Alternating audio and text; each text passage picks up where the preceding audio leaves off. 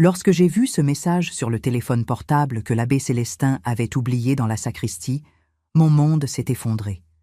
C'était de sœur Thérèse, la religieuse qui était morte il y a 10 ans dans un accident de voiture, en route vers une retraite spirituelle. Sauf que le message avait été envoyé la semaine dernière. Mes doigts ont tellement tremblé que j'ai failli laisser tomber l'appareil sur le sol froid de l'église. Ce que j'ai lu sur cet écran m'a fait remettre en question tout ce que je croyais sur la foi, sur la vérité, sur les gens que nous jurons connaître. Vous connaissez cette sensation que le sol disparaît sous vos pieds ?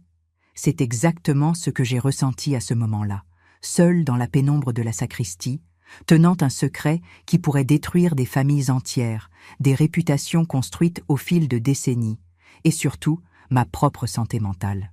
Je m'appelle Angélique, j'ai 56 ans, et toute ma vie, j'ai été une femme de foi inébranlable. Je suis née en 1968, dans un petit village près de Dolisie, où tout le monde se connaissait, et l'église était le cœur battant de notre communauté. Ma mère, maman Albertine, était sacristine depuis plus de 40 ans, et j'ai grandi pratiquement à l'intérieur de cette église, aidant aux neuvaines, décorant l'autel pendant les fêtes, organisant les chapelets. Je connaissais chaque recoin de ce lieu sacré, chaque statue de saint, chaque bougie allumée avec une prière. La foi n'était pas seulement une partie de ma vie, c'était la base de tout ce que j'étais, de tout ce que je croyais. Mon père, papa Ernest, était mort quand j'avais seulement 12 ans, dans un accident à l'usine où il travaillait, et c'était l'église qui avait accueilli ma mère et moi pendant ces jours sombres. L'abbé Célestin, qui venait juste d'arriver dans la paroisse à l'époque, était celui qui avait célébré les funérailles et nous avait donné la force de continuer. Je me souviens de lui tenant les mains de ma mère, disant que Dieu avait un plan pour nous, que la douleur passerait. Et d'une certaine façon, avec le temps, la douleur est vraiment passée, ou du moins, nous avons appris à vivre avec. J'ai grandi en admirant l'abbé Célestin. C'était un homme grand, aux épaules larges, cheveux grisonnants toujours très bien peignés, et une voix grave qui résonnait dans l'église pendant les messes du dimanche. Il avait une présence qui commandait le respect, vous voyez ? Quand il parlait des Écritures, les gens suspendaient à chaque mot comme si c'était des perles de sagesse divine. Ma mère disait toujours que nous étions bénis d'avoir un pasteur si dévoué, si présent dans la vie de la communauté. Il a baptisé mes 2 enfants, Raphaël et Marianne, m'a mariée avec Gilbert en 1992, était présent à chaque moment important de notre famille. C'était plus qu'un prêtre, c'était un conseiller, un ami, quelqu'un en qui nous avions une confiance aveugle. Quand Gilbert a perdu son emploi au garage mécanique en 2003, c'était l'abbé Célestin qui avait réussi à obtenir une recommandation pour qu'il travaille dans une entreprise de transport de la ville voisine. Quand Marianne a eu cette crise de dépression à l'adolescence, c'était lui qui avait parlé avec elle, qui l'avait ramenée sur le chemin de la foi. Notre famille lui devait beaucoup, et j'avais la certitude absolue qu'il était un homme de Dieu, intègre, dévoué, incapable de tout écart moral ou spirituel. Sœur Thérèse était également une figure chérie dans notre paroisse. Elle était arrivée en 1995, venant d'un couvent à Brazzaville, pour aider aux activités pastorales et au travail social avec les familles nécessiteuses de la région. C'était une petite femme, un peu rondelette, avec des yeux clairs qui brillaient quand elle souriait, et une manière maternelle de traiter tout le monde. Elle organisait les groupes de prière des femmes, donnait le catéchisme aux enfants, visitait les malades dans les hôpitaux. Je participais à son groupe les jeudis soirs où nous nous réunissions à la maison paroissiale pour réciter le chapelet et parler des difficultés de la vie, de comment renforcer notre foi au milieu des tribulations. Sœur Thérèse avait une façon spéciale de nous faire sentir accueillis, de nous faire croire que nous n'étions pas seuls dans nos luttes.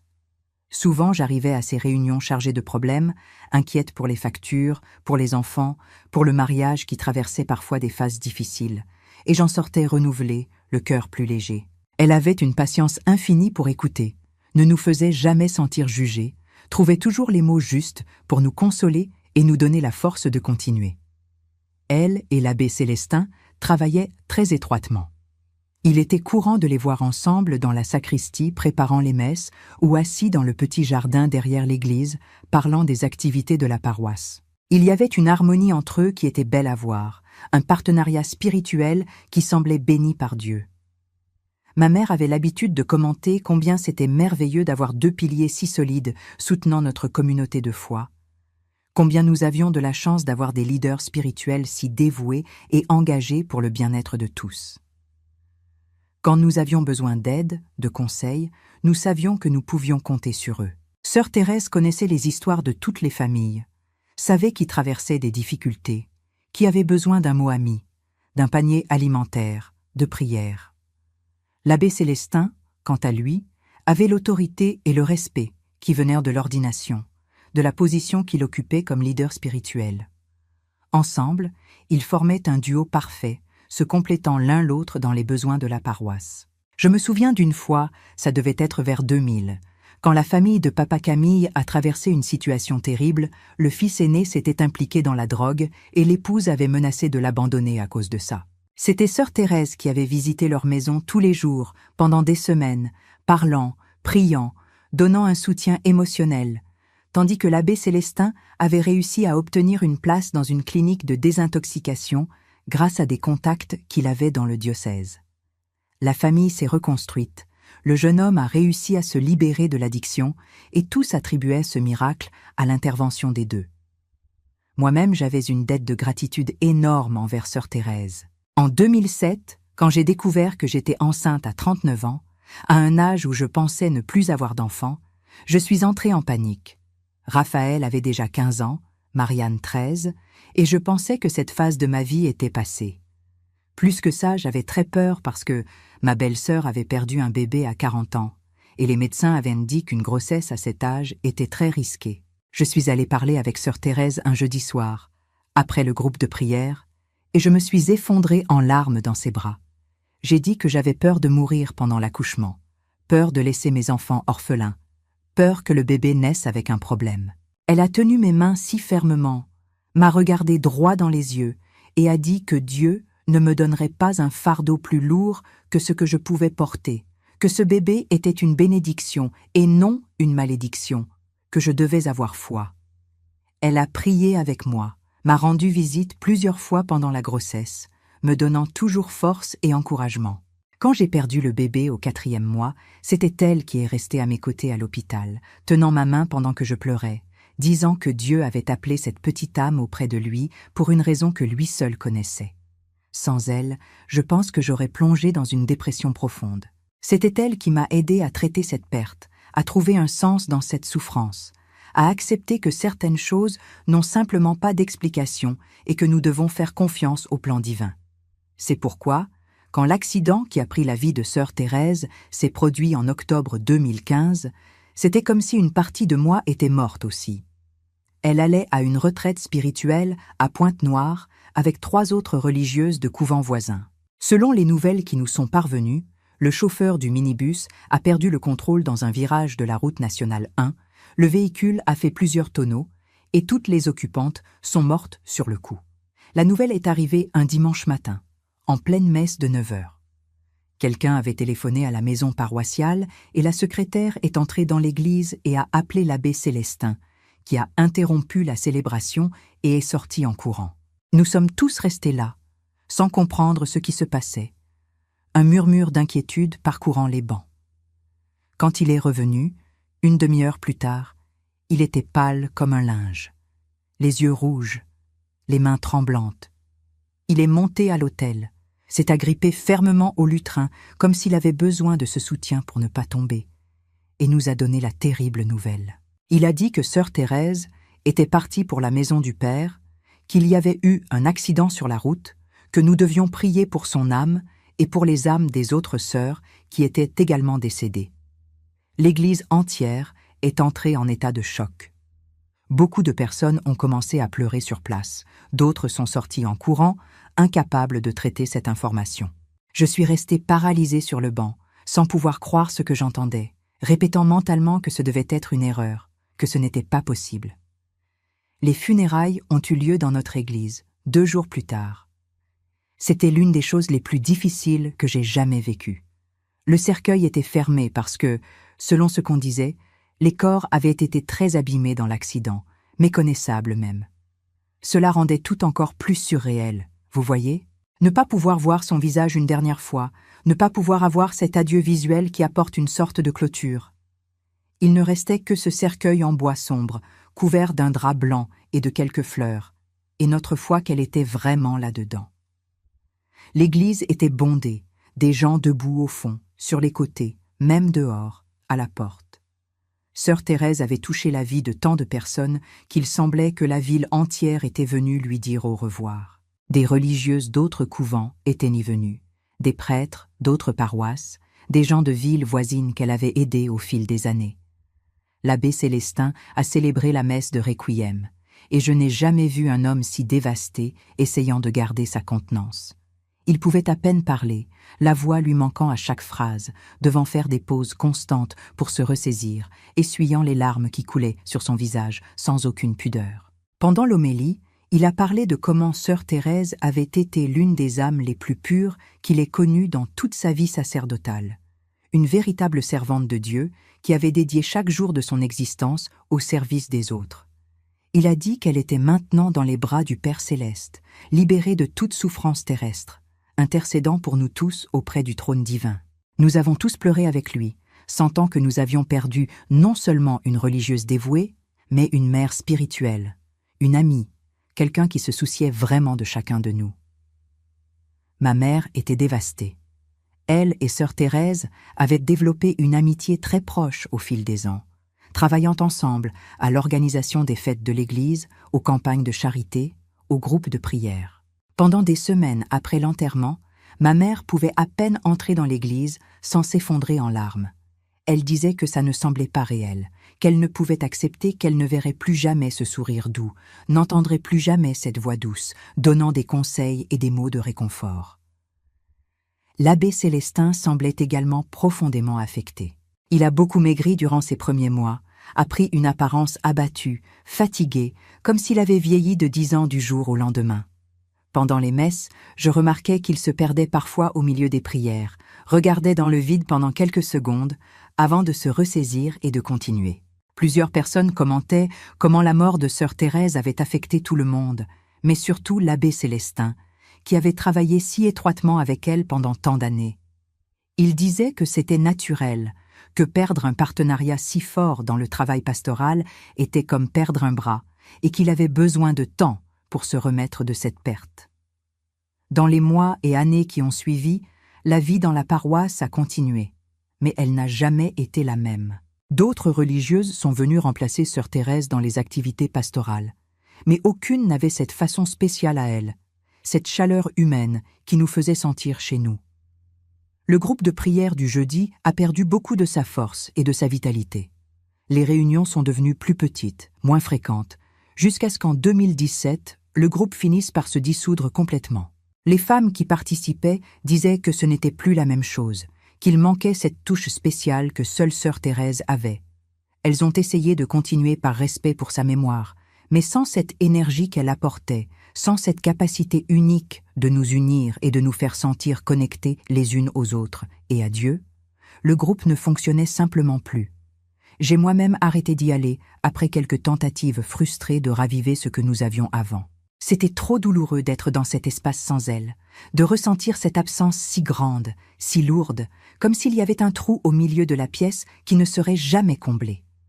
L'abbé Célestin, malgré sa poursuite dévouée de son ministère et de ses obligations sacerdotales, semblait également différent. Il avait un air plus mélancolique, une tristesse dans les yeux qu'il ne pouvait complètement cacher, même quand il souriait. Ma mère commentait fréquemment à ce sujet, disait que c'était dommage de voir un homme si bon, si dévoué, portant ce poids de la perte. Elle et d'autres dames de la paroisse essayaient de prendre soin de lui, apportèrent de la nourriture, insistaient pour qu'il se repose plus, mange mieux. Mais il remerciait toujours poliment et continuait sa routine chargée, célébrant les messes, visitant les malades, recevant les confessions, organisant les activités de l'Église. Si quelqu'un demandait comment il allait, il disait qu'il allait bien, que Dieu lui donnait la force de continuer. Mais toute personne avec un minimum de sensibilité pouvait voir qu'il n'allait pas bien, qu'il portait une douleur profonde qu'il ne pouvait ou ne voulait pas partager. J'attribuais cela à la perte de sa partenaire de travail, au manque d'avoir quelqu'un avec qui partager les responsabilités du ministère. Jamais, même dans mes rêves les plus fous, je n'aurais imaginé qu'il y avait quelque chose de beaucoup plus complexe et troublant derrière cette tristesse. La vie continuait, comme elle continue toujours. Et peu à peu, nous nous sommes habitués à la nouvelle réalité, au manque que sœur Thérèse laissait dans nos vies. J'ai continué à aider dans la sacristie, à organiser les fleurs de l'autel, à participer aux messes du dimanche, à élever mes enfants dans la foi, croyant que je faisais la bonne chose, suivant le chemin que Dieu avait tracé pour moi. Raphaël a terminé ses études d'ingénierie en 2018, Marianne finissait son cours de pédagogie. Mon mariage avec Gilberte avait ses hauts et ses bas, comme tout mariage de tant d'années, mais nous étions ensemble, nous nous soutenions, nous allions de l'avant. La vie était bonne, tranquille, prévisible. J'avais ma routine, ma famille, ma foi, et je pensais savoir exactement qui j'étais et quelle était ma place dans le monde. Je n'avais aucune idée qu'en novembre 2024, un samedi matin, apparemment ordinaire, tout ce que je croyais serait bouleversé, et je serais forcée de questionner non seulement les gens autour de moi, mais la nature même de la vérité, de la foi et de la réalité. C'était un samedi matin, à la mi-novembre de l'année dernière, que ma vie a complètement changé. C'était un de ces jours typiques de la fin du printemps, avec le ciel bleu sans un seul nuage, le soleil entrant par les fenêtres colorées de l'église et créant ces motifs de lumière sur le sol de pierre que j'ai toujours trouvé si beau, presque mystique. L'air était chaud, mais pas étouffant. Il y avait une petite odeur de jasmin venant du jardin à l'arrière, mélangée à l'odeur d'encens qui imprégnait toujours l'église. J'étais arrivée tôt, vers 8 heures du matin, pour arranger les bouquets de fleurs pour le mariage qui aurait lieu à 3 heures de l'après-midi. C'était le mariage de la fille de papa Valdemar, propriétaire de la pharmacie de la ville, avec un jeune homme de Dolisie qu'elle avait rencontré à l'université. Ça allait être une grande cérémonie, importante, et je voulais que tout soit parfait. J'avais passé toute la semaine à planifier les arrangements, à choisir les fleurs avec soin, à penser aux couleurs, à la disposition, à chaque détail qui ferait de ce jour un jour spécial pour les mariés. L'abbé Célestin était dans la sacristie quand je suis arrivée, séparant les ornements pour la cérémonie. Il m'a salué avec un sourire fatigué, a commenté sur la belle journée, a demandé si j'avais besoin d'aide avec quoi que ce soit. J'ai dit que non, que tout était sous contrôle, qu'il pouvait rester tranquille. Nous avons parlé pendant quelques minutes du mariage, de comment la mariée était nerveuse, des préparatifs.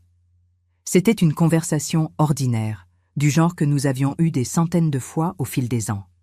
Il n'y avait rien de différent, rien qui indiquait que ce matin serait la ligne de démarcation entre l'avant et l'après de ma vie. Vers 8h30, le téléphone de la maison paroissiale a sonné.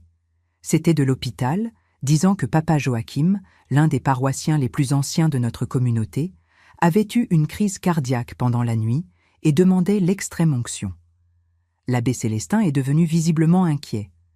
Papa Joachim avait 87 ans, était veuf, vivait seul, et le prêtre avait toujours eu une affection spéciale pour lui parce qu'ils étaient devenus amis au fil des ans. Il a laissé les ornements sur la table de la sacristie, a pris le petit sac avec les saintes huiles et les objets nécessaires pour le sacrement, et est parti en courant, disant qu'il reviendrait le plus vite possible. Je suis restée seule dans la sacristie, dans le silence profond de l'église vide, seulement avec le son distant des oiseaux dehors et le bruissement des feuilles des rosiers que j'arrangeais. J'ai commencé à travailler sur les arrangements, coupant les tiges des roses blanches que maman Thérèse avait données de son jardin, enlevant les épines avec soin, ajustant chaque fleur dans le vase en cristal qui serait placé sur l'autel.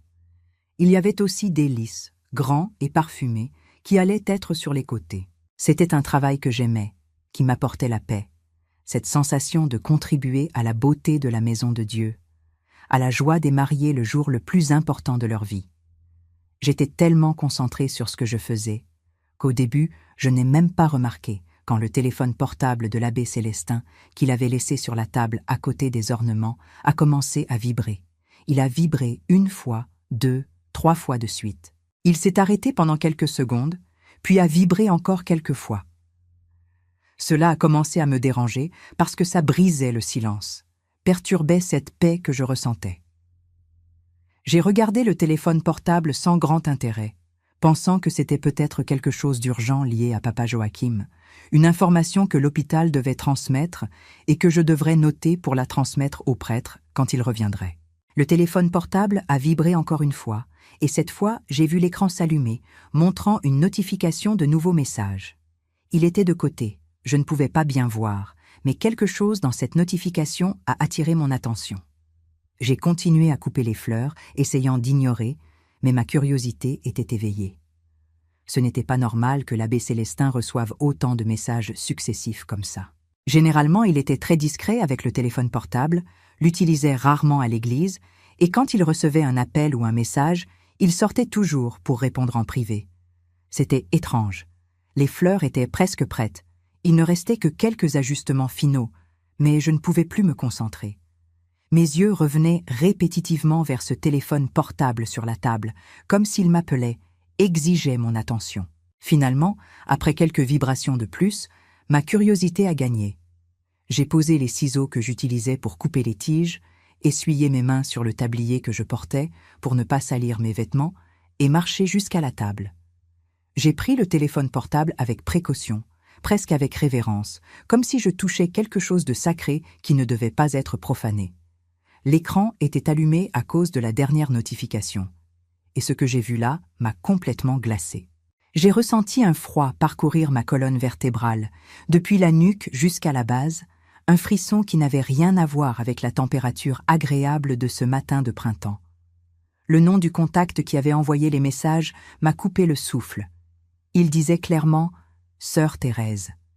Ma première pensée, la première réaction de mon esprit essayant de donner un sens à cela, était que ce devait être une erreur, une confusion absurde, peut-être une autre personne avec le même nom qui se trouvait par hasard dans les contacts de l'abbé Célestin. Mais quand j'ai mieux regardé la photo de profil, petite mais assez nette pour reconnaître, c'était elle. C'était le visage de sœur Thérèse que je connaissais si bien, ce sourire doux qui m'avait réconforté dans tant de moments difficiles, ces yeux clairs qui semblaient voir directement dans l'âme des gens.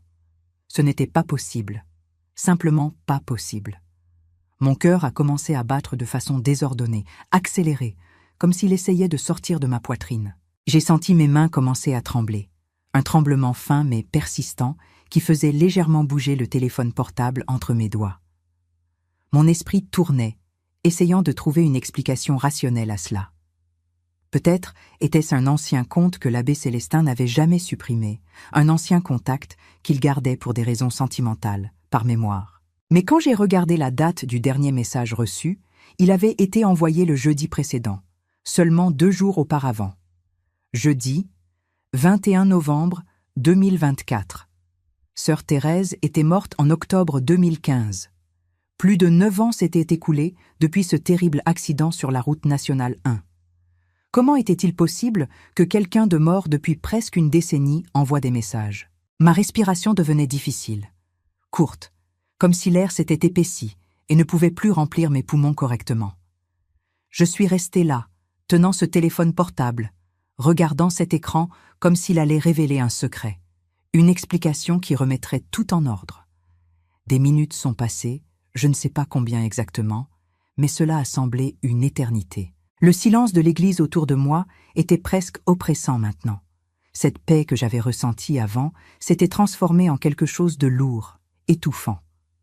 Je pouvais entendre mon propre cœur battre dans mes oreilles. Je pouvais sentir la sueur commencer à se former dans la paume de mes mains, rendant le téléphone portable glissant entre mes doigts. Une partie de moi voulait simplement remettre l'appareil sur la table, faire semblant de n'avoir jamais vu cela, retourner aux arrangements de fleurs et continuer ma matinée normale. Mais une autre partie, une partie plus forte, une curiosité malsaine mélangée à une peur terrible de ce que je pourrais découvrir, me poussait à en voir plus, à comprendre ce qui se passait. Je savais que je ne devais pas faire cela, que j'envahissais la vie privée de l'abbé Célestin, que c'était profondément mal sous tous les aspects imaginables. C'était comme violer un confessionnal, briser le sceau sacré de la confiance. Mais en même temps, comment pouvais-je simplement ignorer cela? Comment pouvais-je faire semblant de ne pas avoir vu ce nom impossible, cette photo d'une personne qui devait être morte? Mes mains tremblaient tellement que j'ai dû tenir le téléphone portable avec les deux pour pouvoir le garder ferme. J'ai respiré profondément plusieurs fois, essayant de calmer mon cœur qui semblait vouloir exploser dans ma poitrine. J'ai regardé autour de la sacristie, vérifiant si j'étais vraiment seule, s'il n'y avait personne qui pourrait me voir faire cela. La porte donnant sur le corps de l'église était entr'ouverte, et à travers elle, je pouvais voir les rangées de bancs vides, la lumière du soleil entrant par les fenêtres colorées, créant ces motifs de rouge, bleu et jaune sur le sol. Tout était calme, silencieux, juste le son lointain du vent dans les arbres dehors. J'ai reporté mon attention sur le téléphone portable. La notification sur l'écran ne montrait que le début du dernier message. « Célestin, mon amour, j'ai réussi à prendre rendez-vous avec le… » Le reste était coupé, caché, exigeant que j'ouvre la conversation pour voir le contenu complet. Ce mot « mon amour » m'a frappé comme un coup de poing dans l'estomac. Pourquoi sœur Thérèse, ou quiconque utilisait son nom, appellerait-elle l'abbé Célestin mon amour? Les prêtres n'étaient pas appelés mon amour. Les prêtres étaient appelés abbé, père, pasteur. Mon amour était comment vous appeliez votre mari, votre petit ami, quelqu'un avec qui vous aviez une relation romantique. Cela n'avait aucun sens. Rien de tout cela n'avait de sens. J'ai glissé mon doigt sur l'écran pour déverrouiller le téléphone portable, et Dieu merci, il n'avait pas de mot de passe. Il s'est ouvert directement sur la conversation. Immédiatement, le message complet est apparu devant moi, et chaque mot que j'ai lu semblait arracher un morceau de mon âme, détruire un morceau de la réalité que je connaissais. Célestin, mon amour, j'ai réussi à prendre rendez-vous avec le spécialiste pour la semaine prochaine. Le médecin a dit qu'avec le bon traitement, nous pouvons avoir de l'espoir. Je sais que ça a été difficile de garder tout cela secret, mais bientôt, nous pourrons vivre notre vérité. Je t'aime plus que tout dans cette vie. J'ai lu ce message une fois, puis 2, puis 3, mes yeux parcourant chaque mot comme si j'espérais qu'il change de signification, qu'il se réorganise en quelque chose qui ait du sens. Mais il ne changeait pas. Il restait là, ces mots impossibles, parlant d'amour, de secret, de vérité, d'une vie qui devait être vécue. Mon corps entier a commencé à trembler, pas seulement les mains maintenant, mais les bras, les jambes, même ma mâchoire tremblait faisant claquer mes dents les unes contre les autres. J'ai dû m'asseoir sur une des chaises de la sacristie parce que mes jambes ne me soutenaient simplement plus. J'ai ressenti un froid dans le ventre, cette sensation de quand vous prenez une très grande frayeur et que votre corps entier semble vouloir s'éteindre. Avec les doigts toujours tremblants de façon incontrôlable, j'ai commencé à faire défiler la conversation vers le haut, voyant les messages précédents. Il y en avait des dizaines, peut-être même des centaines. Je ne pouvais pas bien compter parce que ma vision était un peu floue. Je ne savais pas si c'était à cause des larmes qui commençaient à se former dans mes yeux ou si c'était mon esprit qui refusait de traiter ce que je voyais. Les messages étaient récents, de la semaine dernière, du mois dernier, un échange constant de textes affectueux, intimes, du type que les personnes amoureuses échangent. Sœur Thérèse, ou qui que soit cette personne, parlait de manque, de comment les jours semblaient éternels quand ils étaient séparés, de comment elle comptait les minutes jusqu'à ce qu'ils puissent se revoir. Elle parlait d'une maison qu'ils avaient, de projets pour l'avenir, de rêves partagés. L'abbé Célestin répondait avec des mots également passionnés, l'appelant « mon amour »,« ma vie », ma raison d'exister. Il disait qu'il était fatigué de faire semblant, fatigué de vivre un mensonge, qu'il avait hâte de tout laisser derrière et enfin pouvoir être ensemble, sans cachette, sans peur, sans culpabilité. Chaque message que je lisais était comme un coup de couteau, une blessure s'ouvrant dans ma poitrine, saignant une douleur que je ne savais même pas qu'il était possible de ressentir. J'ai continué à faire défiler, incapable de m'arrêter même, en sachant que chaque nouvelle information que je découvrais me détruisait de l'intérieur. Il y avait aussi des photos, plusieurs photos, des photos d'eux deux ensemble, dans des endroits que je ne reconnaissais pas. L'abbé Célestin sans la soutane, portant des vêtements ordinaires, jeans, polo, ressemblant à n'importe quel homme normal, pas un prêtre qui avait dédié sa vie à Dieu. Il avait le bras autour de la taille de sœur Thérèse, ou plutôt d'une femme qui ressemblait exactement à la sœur Thérèse que je connaissais, mais qui était sans l'habit, portant une robe fleurie à bretelles, bleue, avec des fleurs jaunes, avec les cheveux détachés tombant sur les épaules, cheveux plus longs que je ne me souvenais, plus grisonnants aussi, mais toujours reconnaissable. Il souriait, heureux, avec ce type de sourire que seules les personnes profondément amoureuses ont, cette lueur dans les yeux qui vient de la joie authentique d'être aux côtés de qui vous aimez. Il y avait une photo d'eux sur une plage, la mer bleue en arrière-plan, elle portant un maillot de bain une pièce, lui torse nu, tous deux bronzés, enlacés, s'embrassant la joue l'un l'autre. Une autre photo dans un restaurant, trinquant avec des verres de vin, une table pleine de nourriture entre eux. Une autre encore dans un parc, assis sur un banc sous un grand arbre, elle avec la tête appuyée sur son épaule, lui avec la main entrelacée dans la sienne. Les photos avaient des dates récentes, certaines de seulement quelques semaines auparavant, d'autres de mois, mais toutes bien postérieures à 2015, toutes bien postérieures au supposé accident qui aurait dû lui ôter la vie. Mon esprit essayait de traiter tout cela, essayant d'assembler le puzzle impossible qui se formait devant moi. Sœur Thérèse était vivante. Elle n'était pas morte dans cet accident. Elle avait simulé sa propre mort, ou quelqu'un l'avait simulée pour elle, et elle vivait quelque part, attendant l'abbé Célestin, maintenant une relation amoureuse avec lui depuis des années. Et l'abbé Célestin, l'homme que je respectais, que j'admirais, qui avait été une figure paternelle pour moi après la mort de mon père, qui avait baptisé mes enfants, qui m'avait marié avec Gilbert, qui prêchait sur la vérité et la moralité tous les dimanches du haut de l'autel, vivait un mensonge colossal. Il trahissait ses vœux sacerdotaux, trompait toute la communauté qui lui faisait confiance, maintenait une relation interdite avec une religieuse qui devait être morte. J'ai pensé à toutes les fois où je l'avais vu pleurer à ses funérailles, à la messe de Requiem, dans les semaines et mois qui ont suivi.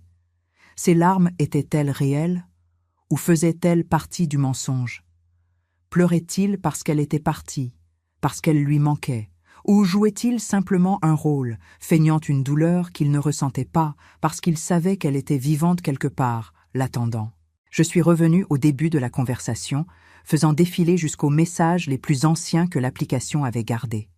Je voulais comprendre quand cela avait commencé, comment cela avait commencé. Je voulais donner un sens à toute cette absurdité.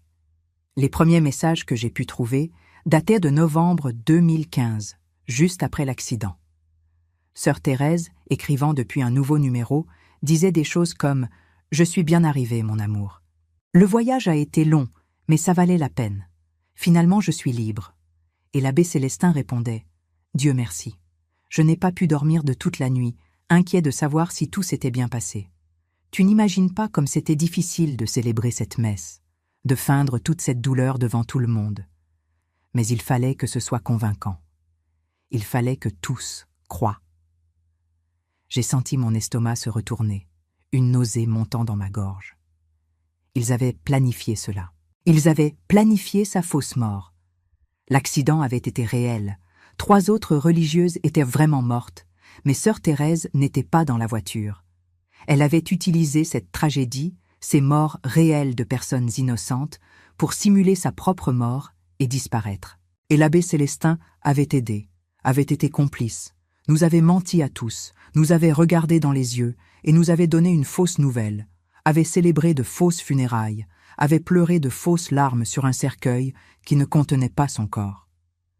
J'ai continué à lire, chaque message révélant plus de couches de ce mensonge élaboré, de ce plan qu'ils avaient exécuté avec une froideur qui m'horrifiait. Ils parlaient de comment elle avait réussi à obtenir de faux documents, une nouvelle identité, comment elle avait choisi une petite ville dans l'intérieur du pays près de Brazzaville pour recommencer, un endroit où personne ne la connaissait, où elle pourrait vivre comme une personne normale sans éveiller de soupçons. Elle avait loué une maison simple en périphérie de la ville, travaillait comme aide-soignante pour personnes âgées, gagnait son propre argent, vivait une vie ordinaire en attendant le jour où l'abbé Célestin pourrait la rejoindre.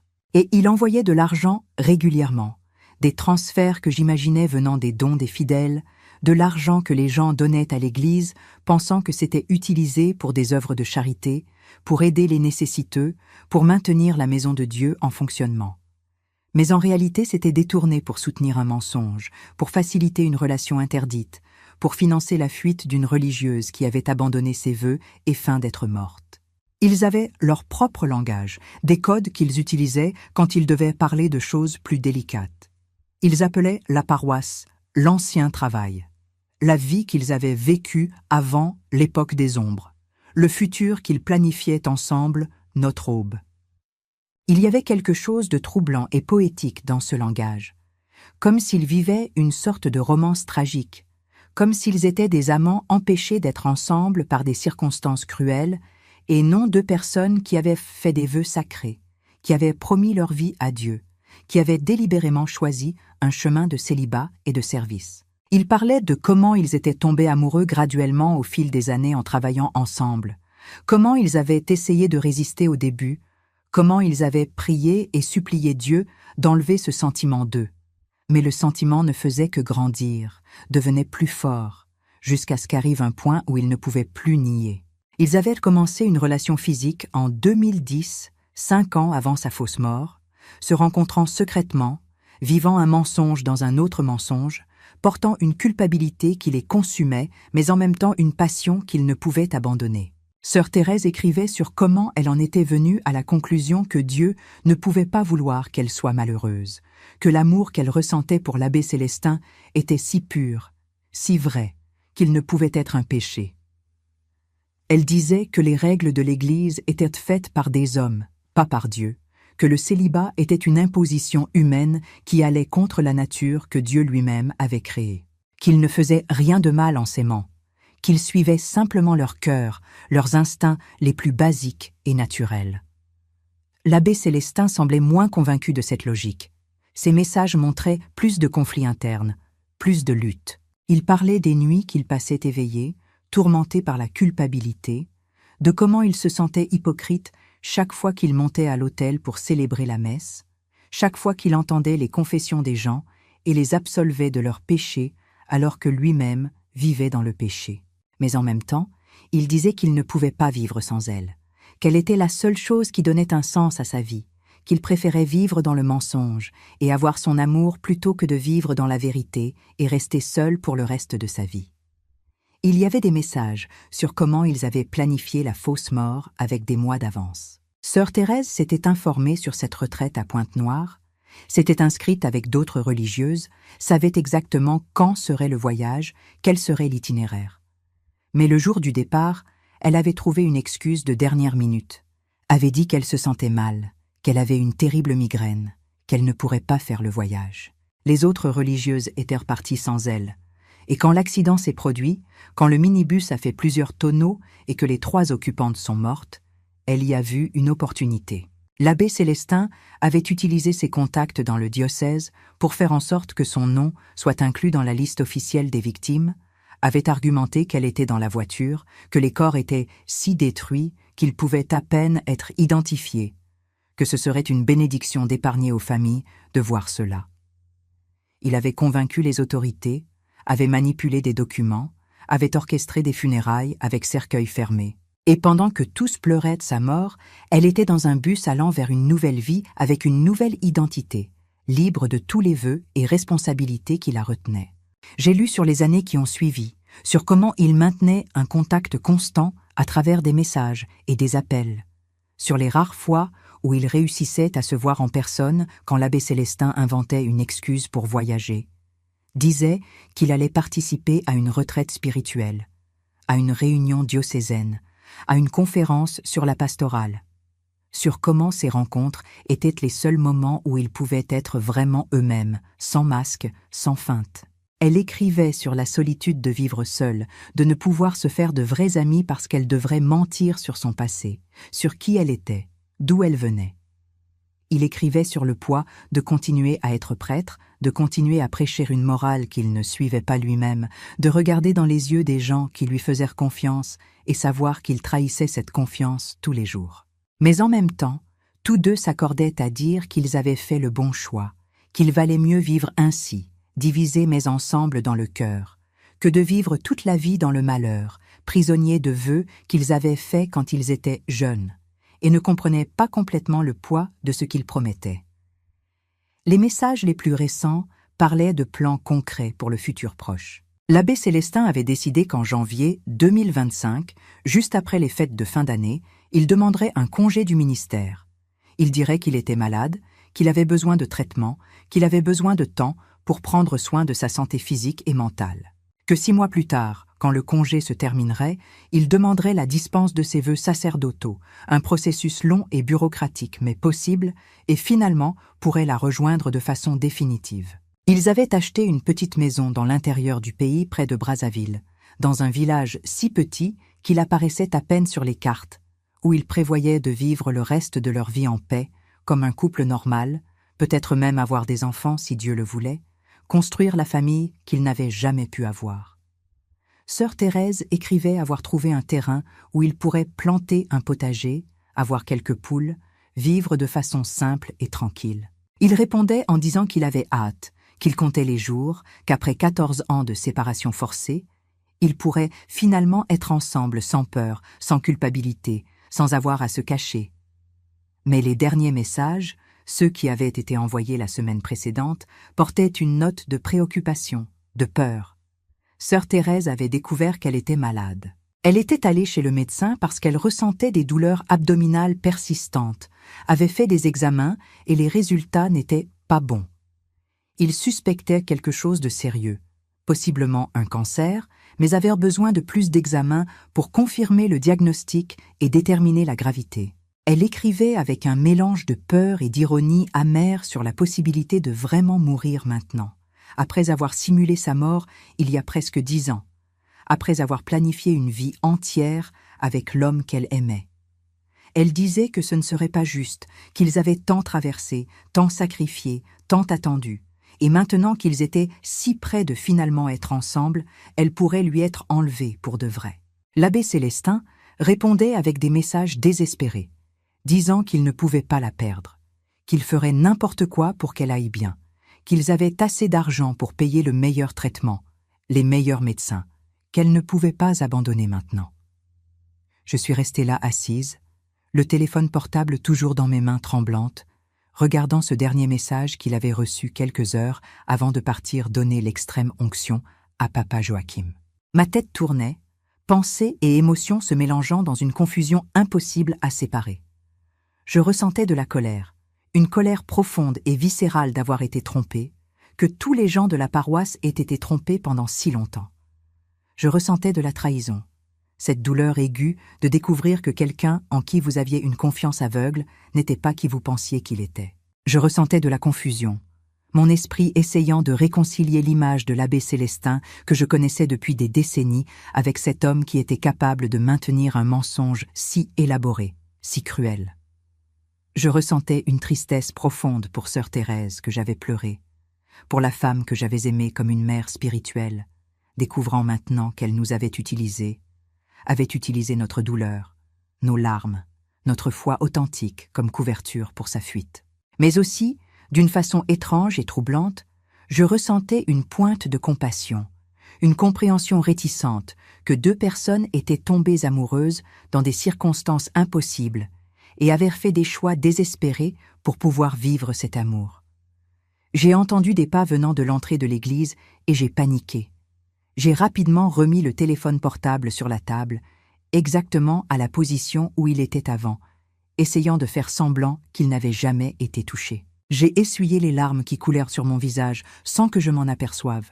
J'ai respiré profondément plusieurs fois, essayant de calmer mon cœur qui battait toujours la chamade, essayant de composer mon expression en quelque chose qui semblait normal. C'était maman Marlus, une des bénévoles les plus anciennes de la paroisse, apportant les nappes propres pour l'autel. C'était une dame de 70 et quelques années, toujours très joyeuse et bavarde, qui avait l'habitude d'apparaître à l'église sans prévenir pour aider avec tout ce qui devait être fait. Elle est entrée dans la sacristie avec ce large sourire qui lui était caractéristique, à commenter sur la belle journée, à demander si j'avais besoin d'aide avec les arrangements de fleurs pour le mariage de l'après-midi. J'ai réussi à balbutier une réponse que j'espère avoir eu du sens. J'ai dit que tout était sous contrôle, qu'elle pouvait laisser les nappes là, que je les mettrais à leur place plus tard, qu'elle ne devait pas s'inquiéter. Elle est restée quelques minutes de plus à parler de banalité, du temps, de comment la fille de papa Valdemar était nerveuse pour le mariage, de comment les jeunes d'aujourd'hui prenaient ces choses beaucoup plus au sérieux qu'autrefois quand les gens se mariaient simplement sans tant de cérémonie. Quand elle est finalement partie, j'ai regardé à nouveau le téléphone portable sur la table. Il était là, innocent, silencieux maintenant, mais portant en lui des informations qui pouvaient détruire des vies, des réputations, la foi de centaines de personnes. J'ai regardé mes mains et j'ai réalisé qu'elles tremblaient encore. Un tremblement fin, mais persistant, que je ne pouvais pas contrôler. Ma respiration était irrégulière, courte, comme si mon corps avait oublié comment respirer normalement. J'ai essayé de retourner aux arrangements de fleurs, j'ai pris les ciseaux, j'ai pris quelques tiges de roses de plus qui devaient être coupées, mais je ne pouvais pas me concentrer. Mes mains n'obéissaient pas bien à mes commandes. Les mouvements étaient désordonnés, mécaniques, sans la précision et le soin que j'avais normalement. J'ai coupé mon doigt sur une épine, que je n'avais pas bien enlevée, et je n'ai même pas senti la douleur. Je ne l'ai remarqué que quand j'ai vu le sang rouge couler, tachant la rose blanche que je tenais, créant un contraste troublant entre le blanc pur du pétale et le rouge vif de mon sang. Je suis allé au petit lavabo qui se trouvait dans un coin de la sacristie, j'ai lavé mon doigt blessé sous l'eau froide, j'ai regardé le sang être emporté par le drain. J'ai regardé mon reflet dans le petit miroir qui se trouvait au-dessus du lavabo, et j'ai à peine reconnu la femme qui me regardait en retour. Mes yeux étaient rouges, gonflés. J'avais des cernes sombres en dessous, comme si je n'avais pas dormi pendant des jours. Ma peau était pâle, presque grise, et j'avais des rides que je ne me souvenais pas avoir vues avant, comme si j'avais vieilli de 10 ans dans cette dernière heure. Qui étais-je? Qui était cette femme qui me regardait dans le miroir? Je pensais me connaître, je pensais savoir qui j'étais, quelles étaient mes valeurs, ma foi, ma place dans le monde. Mais maintenant tout semblait questionnable, comme si toute la base sur laquelle j'avais construit mon identité avait été révélée comme des sables mouvants, instables, prêts à m'engloutir à tout moment. L'abbé Célestin est revenu environ 1 heure après ma découverte. J'ai entendu ses pas lourds dans le couloir avant même de le voir, cette démarche caractéristique de lui, un peu traînante, fatiguée. Quand il est entré dans la sacristie, il était visiblement abattu, les épaules courbées sous un poids invisible, le visage marqué par des lignes profondes de préoccupation et de tristesse. Papa Joachim avait survécu à la crise cardiaque, Dieu merci. Mais il était dans un état grave, les médecins n'étaient pas sûrs qu'il passerait la nuit. Le prêtre avait administré l'extrême onction, avait parlé avec le vieil homme, avait prié avec lui, et maintenant portait ce poids d'avoir potentiellement donné le dernier sacrement à un ami cher. Il a commenté sur comme c'était difficile de voir les paroissiens les plus anciens dépérir, sur comment la mort était toujours un moment délicat, même pour ceux qui avaient une foi inébranlable, sur comment chaque enterrement, chaque extrême onction, chaque adieu final arrachait un morceau de son âme. Il parlait avec tant de sincérité, avec tant d'émotion authentique dans la voix, que pendant un moment j'ai presque oublié ce que j'avais découvert. J'ai presque pu voir en lui à nouveau cet homme bon, ce prêtre dévoué que j'avais admiré toute ma vie. Mais ensuite il a pris le téléphone portable de la table où il l'avait laissé, a jeté un coup d'œil rapide à l'écran, et j'ai vu son expression changer. C'était subtil, très subtil. Quelqu'un qui ne faisait pas attention n'aurait probablement même pas remarqué. Mais je faisais attention. J'observais chaque mouvement de lui, chaque changement dans son expression avec une intensité presque malsaine. J'ai vu ses yeux s'illuminer pendant une fraction de seconde, un petit sourire commençant à se former au coin de sa bouche avant qu'il puisse le contrôler. J'ai vu ses doigts serrer l'appareil avec un peu plus de force, presque comme une caresse. Il avait reçu un nouveau message d'elle, j'en étais certaine. Et cette petite expression de joie, si fugace mais si réelle, me confirmait tout ce que j'avais vu dans les messages. Il aimait cette femme. Il l'aimait vraiment. Ce n'était pas seulement de la luxure, ce n'était pas seulement une rébellion contre les vœux qu'il avait faits. C'était un amour véritable, profond, du genre qui fait faire aux gens des choix impossibles, commettre des actes impensables. Et d'une certaine façon, cela rendait tout encore plus compliqué, encore plus confus. Ce serait plus facile si c'était juste de l'hypocrisie, juste de la fausseté. Mais c'était de l'amour. Et comment pouvais-je juger l'amour? Il a rangé le téléphone portable dans la poche de sa soutane, a soupiré profondément et a commencé à se préparer pour le mariage de l'après-midi. Il a revêtu les ornements blancs et dorés qu'il utilisait pour les cérémonies matrimoniales, a ajusté l'étole sur ses épaules, a vérifié s'il avait tous les objets nécessaires pour le sacrement. J'ai continué à m'occuper des arrangements de fleurs, faisant semblant d'être concentré sur le travail, mais en réalité observant chacun de ses mouvements du coin de l'œil. J'essayais de voir au-delà de la façade. J'essayais de percevoir la personne réelle derrière le prêtre, l'homme derrière le sacerdoce. Et pour la première fois en décennies de cohabitation, j'ai vraiment vu. J'ai vu un homme fatigué, divisé, portant un poids énorme sur ses épaules. J'ai vu les lignes de préoccupation autour des yeux, la tension dans la mâchoire, la façon dont ses épaules tombaient quand il pensait que personne ne regardait. J'ai vu un homme qui vivait deux vies, qui faisait semblant d'être quelque chose qu'il n'était plus, et qui était épuisé de cette feinte. J'ai ressenti une pointe de pitié pour lui, mélangée à la colère et à la trahison. De la pitié, parce que j'imaginais à quel point ce devait être lourd de vivre ainsi, de se réveiller tous les jours et devoir jouer un rôle, de savoir qu'on mentait à des gens qui vous faisaient confiance, de porter un secret si grand qu'il pourrait tout détruire s'il était révélé. Le mariage a eu lieu à 3 heures de l'après-midi comme prévu. L'église était belle, toute décorée avec des fleurs blanches et des rubans dorés, les bancs pleins d'invités vêtus de leurs plus beaux vêtements, un bourdonnement joyeux de conversation et de rires remplissant l'air. La mariée est entrée au son de l'orgue, magnifique dans sa robe blanche, avec une longue traîne brodée, le voile couvrant son visage radieux. Le marié l'attendait à l'autel, visiblement nerveux mais heureux, avec les yeux brillants en la voyant marcher dans sa direction. C'était une scène de conte de fées, pleine d'espoir et de promesses d'amour éternel.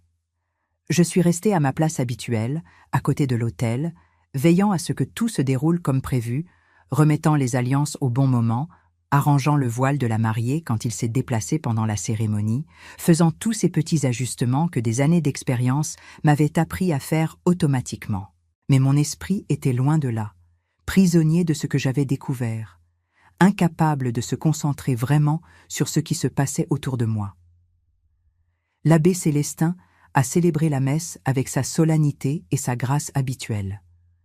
Sa voix résonnait dans l'église quand il chantait les prières profondes et mélodieuses, portant un poids spirituel qui faisait que les gens prêtaient attention. Pendant l'homélie, il a parlé du sacrement du mariage, de comment c'était l'un des sacrements les plus importants de l'Église, un reflet de l'amour du Christ pour son Église. Il a parlé de l'importance de la vérité dans le mariage, de comment les vœux qui étaient faits là étaient sacrés et éternels, de comment mari et femme devaient être honnêtes l'un envers l'autre, fidèles l'un envers l'autre, engagés l'un envers l'autre en toutes circonstances, dans la joie et dans la tristesse, dans la santé et dans la maladie, dans la richesse et dans la pauvreté. Chaque mot qui sortait de sa bouche me semblait de l'hypocrisie pure. Comment avait-il le courage de parler de vérité quand il vivait le plus grand mensonge imaginable? Comment pouvait-il prêcher sur la fidélité aux vœux quand il avait complètement abandonné ses propres vœux sacerdotaux? Comment pouvait-il regarder dans les yeux de ces jeunes mariés, pleins d'espoir et d'amour, et parler d'engagement sacré quand lui-même n'honorait pas ses engagements? J'ai observé les visages des gens dans l'église. Ma mère était assise au 3e banc à droite, comme elle se plaçait toujours lors des cérémonies, avec son foulard sur la tête et son chapelet dans les mains, souriant doucement en observant le mariage. Elle aimait les mariages, disait toujours qu'ils étaient des célébrations de l'amour de Dieu manifestées à travers l'amour humain. J'ai vu maman Thérèse, qui avait donné les roses de son jardin pour les arrangements, essuyant une larme d'émotion du coin de l'œil. J'ai vu papa Valdemar, père de la mariée, essayant de garder sa contenance, mais clairement ému de voir sa fille se marier. J'ai vu des dizaines d'autres visages connus, des gens avec qui je vivais depuis des années, qui venaient à l'église fidèlement tous les dimanches, qui croyaient sincèrement aux paroles de l'abbé Célestin, qui le voyaient comme un guide spirituel, un exemple de vie vertueuse. Ils étaient tous trompés. Ils déposaient tous leur foi, leur confiance, leur respect en un homme qui ne méritait rien de tout cela. Et j'étais la seule personne là qui connaissait la vérité. Seulement moi. Cette connaissance était comme un poids écrasant sur mes épaules, une responsabilité terrible que je n'avais pas demandée et ne savais pas quoi faire avec. Quand la cérémonie s'est terminée, quand les mariés ont été déclarés mari et femme et sont sortis de l'église sous une pluie de riz et de pétales de fleurs, quand les invités sont partis pour la réception qui aurait lieu dans un club de la ville, je suis restée dans la sacristie, aidant à ranger les ornements, à nettoyer l'autel, à ramasser les fleurs qui seraient redistribuées aux malades et aux personnes âgées de la paroisse le lendemain. L'abbé Célestin était plus détendu maintenant, commentant sur comment la cérémonie avait été belle, sur comment la mariée était radieuse, sur comment il espérait que ce jeune couple aurait une vie longue et heureuse ensemble. Sa voix était chaleureuse, authentique, pleine de bonne volonté. Il souhaitait vraiment du bien à ces personnes, cela je pouvais le sentir. Mais comment réconcilier cette bonté authentique avec le mensonge qu'il vivait? Comment une personne pouvait-elle être simultanément si bonne et si fausse?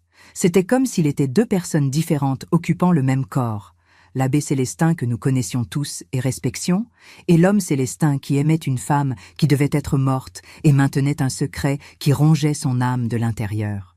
J'ai terminé mon travail en silence, rangeant tout mécaniquement, évitant de le regarder directement parce que j'avais peur de ce que mes yeux pourraient révéler.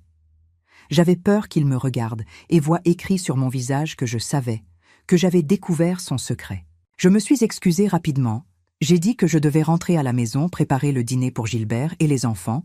Je suis partie de là avant qu'ils puissent poser des questions ou remarquer quelque chose d'étrange dans mon comportement. J'ai marché dans les rues de la ville comme un automate, sans vraiment voir quoi que ce soit autour de moi, prisonnière de mes pensées, du tourbillon d'émotions que je ressentais. Je suis arrivée à la maison et Gilbert était dans le salon regardant la télévision, un match de football qu'il aimait toujours. Il m'a demandé comment s'était passé le mariage, si tout allait bien, si j'avais faim. J'ai répondu par monosyllabe. J'ai dit que tout allait bien, que le mariage avait été beau, que je n'avais pas très faim, que j'allais prendre une douche, et ensuite je ferais quelque chose pour le dîner. Je suis restée plus d'1 heure sous la douche, laissant l'eau chaude tomber sur moi, essayant de laver non seulement la saleté physique du jour, mais aussi cette sensation de contamination que je ressentais à l'intérieur, comme si le secret que j'avais découvert m'avait taché d'une certaine façon. J'ai pleuré sous l'eau, un pleur silencieux mais profond, libérant toute cette tension accumulée, toute cette douleur et confusion que j'avais retenue depuis le matin. Quand je suis sortie de la salle de bain, j'étais un peu plus calme, un peu plus centrée, mais toujours complètement perdue sur quoi faire avec cette information. J'ai préparé le dîner mécaniquement, des pâtes avec de la sauce tomate, rien d'élaboré, juste quelque chose pour avoir de la nourriture sur la table. Gilbert a commenté que j'étais étrange, a demandé si quelque chose s'était passé. J'ai dit que j'étais juste fatiguée, que ça avait été une longue journée, que ce n'était rien de grave. Il a accepté l'explication et retourné à la télévision, au confort de la normalité et de la routine. Mais pour moi, rien ne serait plus jamais normal. Cette nuit-là, allongée dans le lit à côté de Gilberte qui ronflait doucement, je ne pouvais pas dormir. Je me retournais dans le lit, regardant le plafond sombre, repassant mentalement chaque message que j'avais lu, chaque photo que j'avais vue, chaque révélation que j'avais découverte. Mon esprit ne s'arrêtait pas, tournant en cercle, posant les mêmes questions répétitivement sans trouver de réponse satisfaisante. Que devais-je faire? Devais-je le dire à quelqu'un? À qui? À ma mère? Non, cela la détruirait. Elle idolâtrait l'abbé Célestin. Le voir tomber de ce piédestal serait trop pour elle à supporter. À l'évêque du diocèse? Mais comment prouverais-je? J'avais envahi sa vie privée. J'avais lu ses messages sans permission. Je n'avais pas le droit légal de faire cela. Et de plus, quelqu'un me croirait-il? Ou penserait-il que j'étais folle, inventant des histoires folles pour diffamer un homme de Dieu? Et s'il me croyait, qu'arriverait-il? L'abbé Célestin serait écarté. Sœur Thérèse serait exposée comme fraude. Toute la communauté serait en état de choc. Les gens auraient leur foi ébranlée, remettraient en question tout ce en quoi ils avaient cru. Serais-je responsable de causer toute cette douleur et confusion? Mais en même temps, rester silencieuse n'était-ce pas être complice du mensonge? N'était-ce pas permettre que la tromperie continue, que plus de personnes soient trompées? J'ai pensé à toutes les confessions que l'abbé Célestin entendait, toutes les personnes qui ouvraient leur cœur à lui, qui révélaient leurs péchés les plus profonds, leurs culpabilités les plus secrètes, croyant qu'elles parlaient à un représentant de Dieu, à quelqu'un de pur et saint qui pourrait intercéder pour elles. Mais comment pouvait-il absoudre les péchés des autres quand il vivait dans le péché constant? Comment pouvait-il donner des conseils sur la moralité quand lui-même n'avait pas de morale? C'était un sacrilège, une profanation de tout ce qui était sacré. Les gens avaient le droit de savoir. Ils méritaient de savoir la vérité sur qui guidait leur vie spirituelle. Mais encore, qui étais-je pour prendre cette décision? Qui étais-je pour me poser en juge, pour décider que mon sens de la justice était plus important que la paix de centaines de personnes? Peut-être valait-il mieux laisser les choses comme elles étaient, protéger l'innocence des gens, même si c'était une innocence basée sur un mensonge. Peut-être que la vérité ne valait pas toujours la peine. Peut-être que certains mensonges étaient nécessaires pour maintenir l'ordre, pour préserver la foi, pour éviter une douleur inutile. Les jours qui ont suivi ont été une torture silencieuse. Je me réveillais tous les matins avec un poids sur la poitrine, comme si quelqu'un avait placé une pierre géante sur moi pendant la nuit. Je continuais ma routine normale parce que je ne savais pas quoi faire d'autre. J'allais à l'église les mardis et jeudis pour aider avec les fleurs et le nettoyage. Je participais aux messes du dimanche. Je souriais aux gens. Je parlais de banalités. Je faisais semblant que tout allait bien. Mais à l'intérieur, je me désintégrais. Chaque interaction avec l'abbé Célestin était comme marcher sur des éclats de verre pieds nus.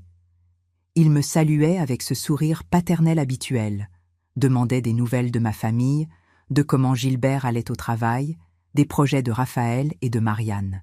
Et je répondais automatiquement, disant que tout allait bien, que tout le monde allait bien. Maintenant, cette façade de normalité, pendant qu'à l'intérieur, je criais face à l'injustice de tout cela.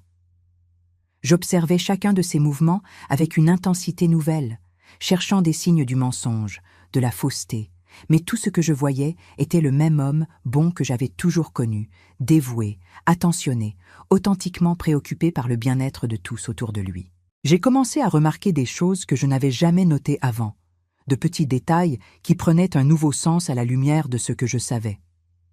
La façon dont il vérifiait son téléphone portable discrètement plusieurs fois par jour, toujours avec cette expression distante quand il lisait quelque chose, comme s'il était mentalement ailleurs. Les fois où il disait qu'il devait sortir pour visiter des malades ou participer à des réunions diocésaines, mais revenait avec une expression qui n'était pas de fatigue ministérielle, mais de quelque chose de plus léger, presque de joie. La façon dont il évitait de prendre des engagements à long terme pour la paroisse, inventant toujours des excuses quand quelqu'un suggérait des plans qui s'étendraient au-delà de janvier. Maintenant, tout avait du sens. Toutes ces petites incohérences que j'attribuais avant à la fatigue ou au stress du ministère. Il se préparait à partir, comptant les jours jusqu'à pouvoir tout laisser derrière et finalement rejoindre la femme qu'il aimait. Et nous étions tous juste des figurants dans la pièce qu'il jouait, des personnages secondaires qui seraient jetés quand le moment viendrait. J'ai essayé de parler avec Gilbert de ce que je ressentais, mais sans révéler ce que j'avais vraiment découvert. J'ai dit que je questionnais ma foi, que je sentais que quelque chose n'allait pas à l'église, que j'étais confuse sur ce que je croyais. Mon mari, toujours si pratique et direct, m'a regardé avec cette expression inquiète qu'il avait quand il ne comprenait pas ce qui m'arrivait. Il a dit que les phases de doute étaient normales, que même les saints avaient leurs nuits obscures de l'âme, que je devrais parler avec l'abbé Célestin à ce sujet, qu'il saurait m'aider à retrouver le chemin. L'ironie de cette suggestion m'a presque fait rire, un rire amer et sans humour. Comment pourrais-je chercher une orientation spirituelle justement auprès de la personne qui avait causé cette crise de foi? Comment pourrais-je m'ouvrir à quelqu'un qui vivait le plus grand mensonge? J'ai dit à Gilberte que je devais résoudre cela seule, que c'était un voyage personnel que personne ne pouvait faire pour moi. Il n'a pas semblé très convaincu, mais a respecté mon espace, bien que je percevais qu'il était inquiet, qu'il m'observait avec plus d'attention, essayant de déchiffrer ce qui m'arrivait vraiment. Ma mère a également remarqué que quelque chose n'allait pas. Un jeudi après-midi, elle est apparue à la maison sans prévenir, apportant un gâteau de maïs qu'elle avait fait le matin. Nous nous sommes assises dans la cuisine, buvant du café, et elle a commencé à m'interroger avec cette subtilité maternelle qui n'était pas subtile du tout. Elle a dit que j'étais différente, plus distante, moins présente dans les activités de l'Église, que plusieurs personnes avaient commenté à ce sujet. Maman Marlus avait mentionné qu'elle m'avait vue dans la sacristie le samedi du mariage, et que je semblais abattue, comme si j'étais malade ou préoccupée par quelque chose. L'abbé Célestin lui-même avait demandé de mes nouvelles, si je traversais une difficulté, s'il y avait quelque chose qu'il pouvait faire pour aider. Cela m'a profondément perturbée. Il était inquiet pour moi? Il remarquait mon changement de comportement? Suspectait-il que je savais quelque chose? Mon cœur s'est accéléré avec cette possibilité. Une peur irrationnelle, mais intense, qu'il puisse d'une certaine façon lire mes pensées, découvrir que j'avais envahi sa vie privée et découvert son secret. J'ai dit à ma mère que j'étais juste fatiguée, que j'avais beaucoup travaillé à la maison et à l'église, que j'avais besoin de temps pour moi-même. Elle n'a pas semblé convaincue, a continué à me presser, disant qu'une mère sait quand quelque chose ne va pas avec sa fille, que je pouvais lui faire confiance, qu'elle était là pour m'aider avec quoi que ce soit. Mais comment pourrais-je lui dire? Comment pourrais-je détruire l'image qu'elle avait de l'abbé Célestin, de l'homme qui avait été un pilier de soutien pour elle après la mort de mon père? Ma mère avait dédié 40 ans de sa vie au service de cette église, avait trouvé un but et un sens dans ce travail, dans cette communauté. Révéler la vérité serait lui enlever cela, serait tacher tous ses souvenirs, toutes ses expériences qu'elle considérait sacrées. Je ne pouvais pas lui faire ça. Je n'avais pas le droit de causer cette douleur. Alors j'ai continué à mentir, disant que tout allait bien, que c'était juste de la fatigue, que bientôt je reviendrais à la normale. Elle est restée encore un moment, essayant de me remonter le moral, racontant des potins inoffensifs de la paroisse, parlant des préparatifs pour Noël qui approchaient déjà. Quand elle est partie, je me suis sentie encore pire qu'avant, parce que maintenant je ne portais pas seulement le secret de l'abbé Célestin, mais je mentais aussi à ma propre mère, créant mon propre réseau de tromperie. Les messes du dimanche sont devenues particulièrement difficiles. M'asseoir sur ces bancs de bois que je connaissais si bien, regarder l'autel où l'abbé Célestin célébrait, entendre les prières que j'avais récitées des milliers de fois au cours de ma vie, tout ce qui m'apportait avant réconfort et paix, me causait maintenant angoisse et malaise. J'observais les gens autour de moi, leurs têtes baissées en prière, leurs mains jointes, leurs expressions de foi sincères et pures. Ils croyaient vraiment qu'ils étaient dans la maison de Dieu, que cet homme à l'autel était un intermédiaire légitime entre eux et le divin. Et je savais que tout était une farce, ou du moins partiellement une farce. L'abbé Célestin était toujours un prêtre ordonné, avait toujours le pouvoir sacramentel qui venait de l'ordination, mais utilisait ce pouvoir tout en vivant en contradiction totale avec les vœux qu'il avait faits. C'était comme regarder une pièce de théâtre où seul moi savais que les acteurs jouaient, tandis que tous les autres pensaient que c'était réel. Pendant la communion, quand venait mon tour de recevoir l'hostie, je regardais dans ses yeux et me demandais ce qu'il voyait en moi. Percevait-il ma turbulence intérieure? Remarquait-il comme mes mains tremblaient en recevant le corps du Christ de ses mains? Ou était-il si absorbé dans ses propres pensées, dans ses propres mensonges, qu'il ne faisait même pas attention? J'ai commencé à éviter l'église chaque fois que possible, inventant des excuses pour ne pas y aller les mardis et jeudis, disant que j'avais mal à la tête, que j'avais des engagements incontournables, que je devais m'occuper de tâches domestiques urgentes. Ma mère était visiblement inquiète de cela, a commenté que c'était la première fois en décennies que je manquais autant à mes obligations à l'église. Elle a dit que si j'étais malade, je devrais aller chez le médecin, que si j'avais des problèmes personnels, je devrais chercher de l'aide. Mais comment expliquer que le problème était justement l'Église, ou plutôt ce que j'avais découvert sur quelqu'un à l'intérieur de l'Église? Comment dire que chaque fois que j'entrais dans ce bâtiment de pierre qui avait été mon refuge toute ma vie, je ressentais un mélange de nausée et d'angoisse qui me rendait physiquement malade? J'ai continué à inventer des excuses, à garder mes distances, mais en même temps je me sentais coupable d'abandonner mes responsabilités, de laisser ma mère et les autres bénévoles avec plus de travail parce que je manquais. Noël approchait, et avec lui tous les préparatifs spéciaux que cette époque exigeait. L'église devait être décorée, les crèches montées, les neuvaines organisées, les répétitions de la chorale de Noël coordonnées. C'étaient des semaines de travail intense, et normalement je serais au centre de tout cela, aidant dans chaque détail, m'assurant que tout soit parfait pour célébrer la naissance du Christ. Mais cette année-là, je pouvais à peine me forcer à participer. J'allais aux réunions de planification parce que ne pas participer serait trop évident, soulèverait trop de questions, mais je restais silencieuse dans le coin, contribuant le minimum nécessaire, partant le plus vite possible. L'abbé Célestin semblait particulièrement animé par la proximité de Noël, parlait de renouveau, de nouveaux commencements, de l'espoir que la naissance du Christ apportait à un monde dans les ténèbres. Et je me demandais si cette animation venait de la fête religieuse elle-même ou du fait que Janvier était juste là. Et avec Janvier viendrait son départ tant attendu, son congé du ministère, sa réunion définitive avec sœur Thérèse.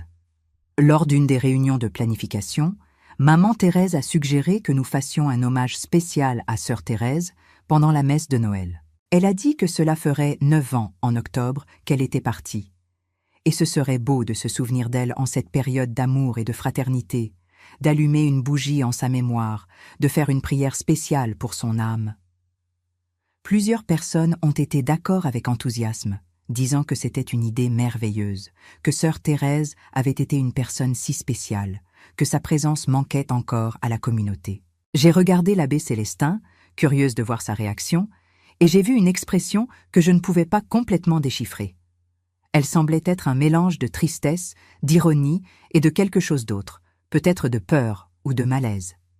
Il a accepté l'idée, a dit que ce serait beau de rendre hommage à sœur Thérèse, qu'elle avait vraiment été une âme bénie qui avait laissé sa marque dans la paroisse.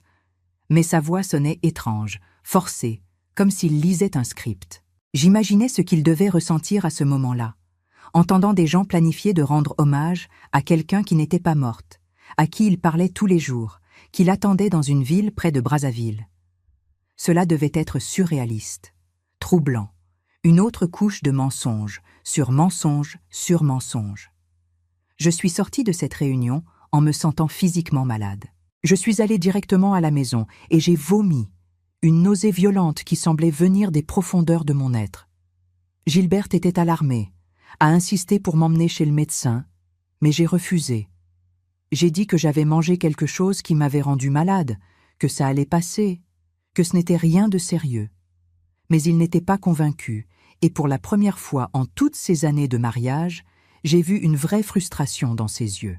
Il a dit que je cachais quelque chose, qu'il savait qu'il y avait quelque chose qui n'allait pas, que j'étais changée, distante, et que si je ne lui faisais pas assez confiance pour partager ce qui se passait, alors peut-être avions-nous des problèmes plus sérieux que le fait que je sois juste fatiguée. Cela m'a brisé le cœur, parce qu'il avait raison. Je cachais quelque chose, je lui mentais tous les jours, je construisais un mur entre nous. Mais comment lui dire? Comment l'impliquer dans ce poids qui m'écrasait déjà? Serait-il juste de l'entraîner lui aussi dans cette obscurité? Cette nuit-là, j'ai fait un cauchemar vif et troublant. J'ai rêvé que j'étais à l'église, seule, au milieu de la nuit. L'endroit était sombre, sauf pour quelques bougies allumées sur l'autel. J'ai entendu des voix venant de la sacristie et je suis allée enquêter. Quand j'ai ouvert la porte, j'ai vu l'abbé Célestin et sœur Thérèse ensemble. Mais pas comme sur les photos que j'avais vues sur son téléphone portable. Ils portaient leurs vêtements religieux, lui avec la soutane noire, elle avec l'habit blanc, mais leurs vêtements étaient déchirés, sales, comme s'ils avaient traversé quelque chose de terrible.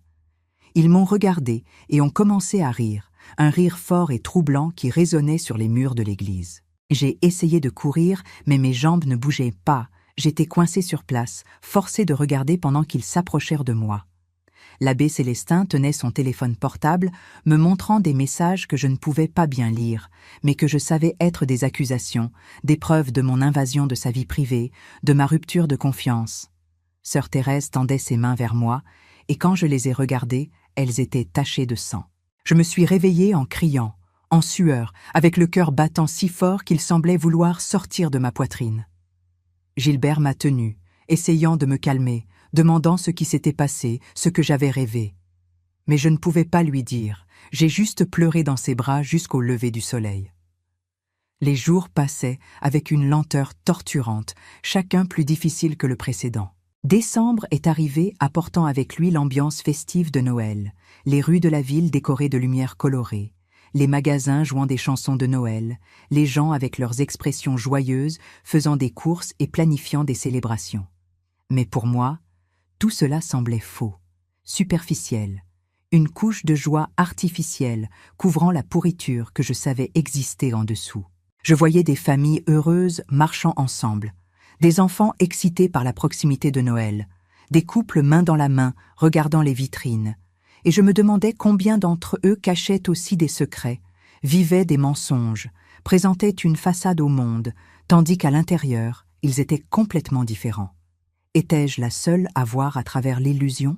Ou est-ce que tout le monde savait que la vie était ainsi, pleine de contradictions et d'hypocrisie, et avait simplement appris à vivre avec mieux que moi? La première semaine de décembre a apporté avec elle les neuvaines de Noël, ces réunions quotidiennes à l'église où les familles se relayaient pour prier et chanter des hymnes en préparation de l'arrivée de l'enfant Jésus. C'était une tradition que j'avais toujours aimée, cette sensation de communauté, d'union autour d'un but commun.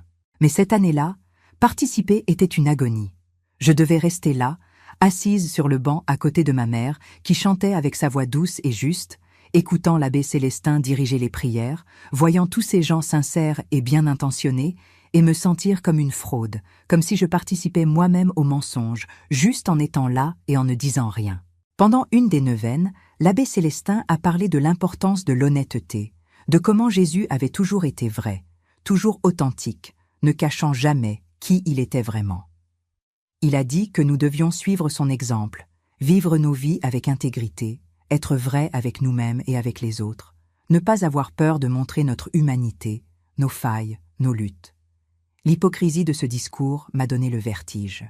Comment pouvait-il dire ces choses, prêcher ces valeurs, quand sa vie entière était un mensonge?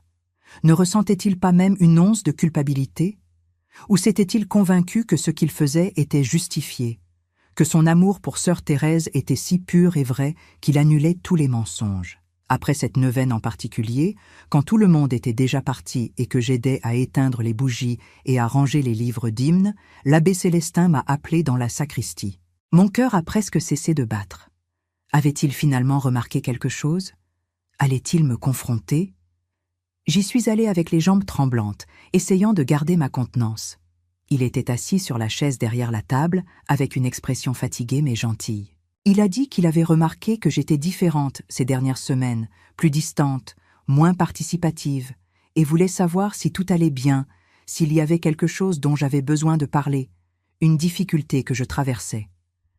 Sa voix était si pleine de préoccupations authentiques, son regard si sincère, que pendant un moment j'ai pensé tout lui dire, jeter ce poids sur ses épaules, le forcer à confronter la situation.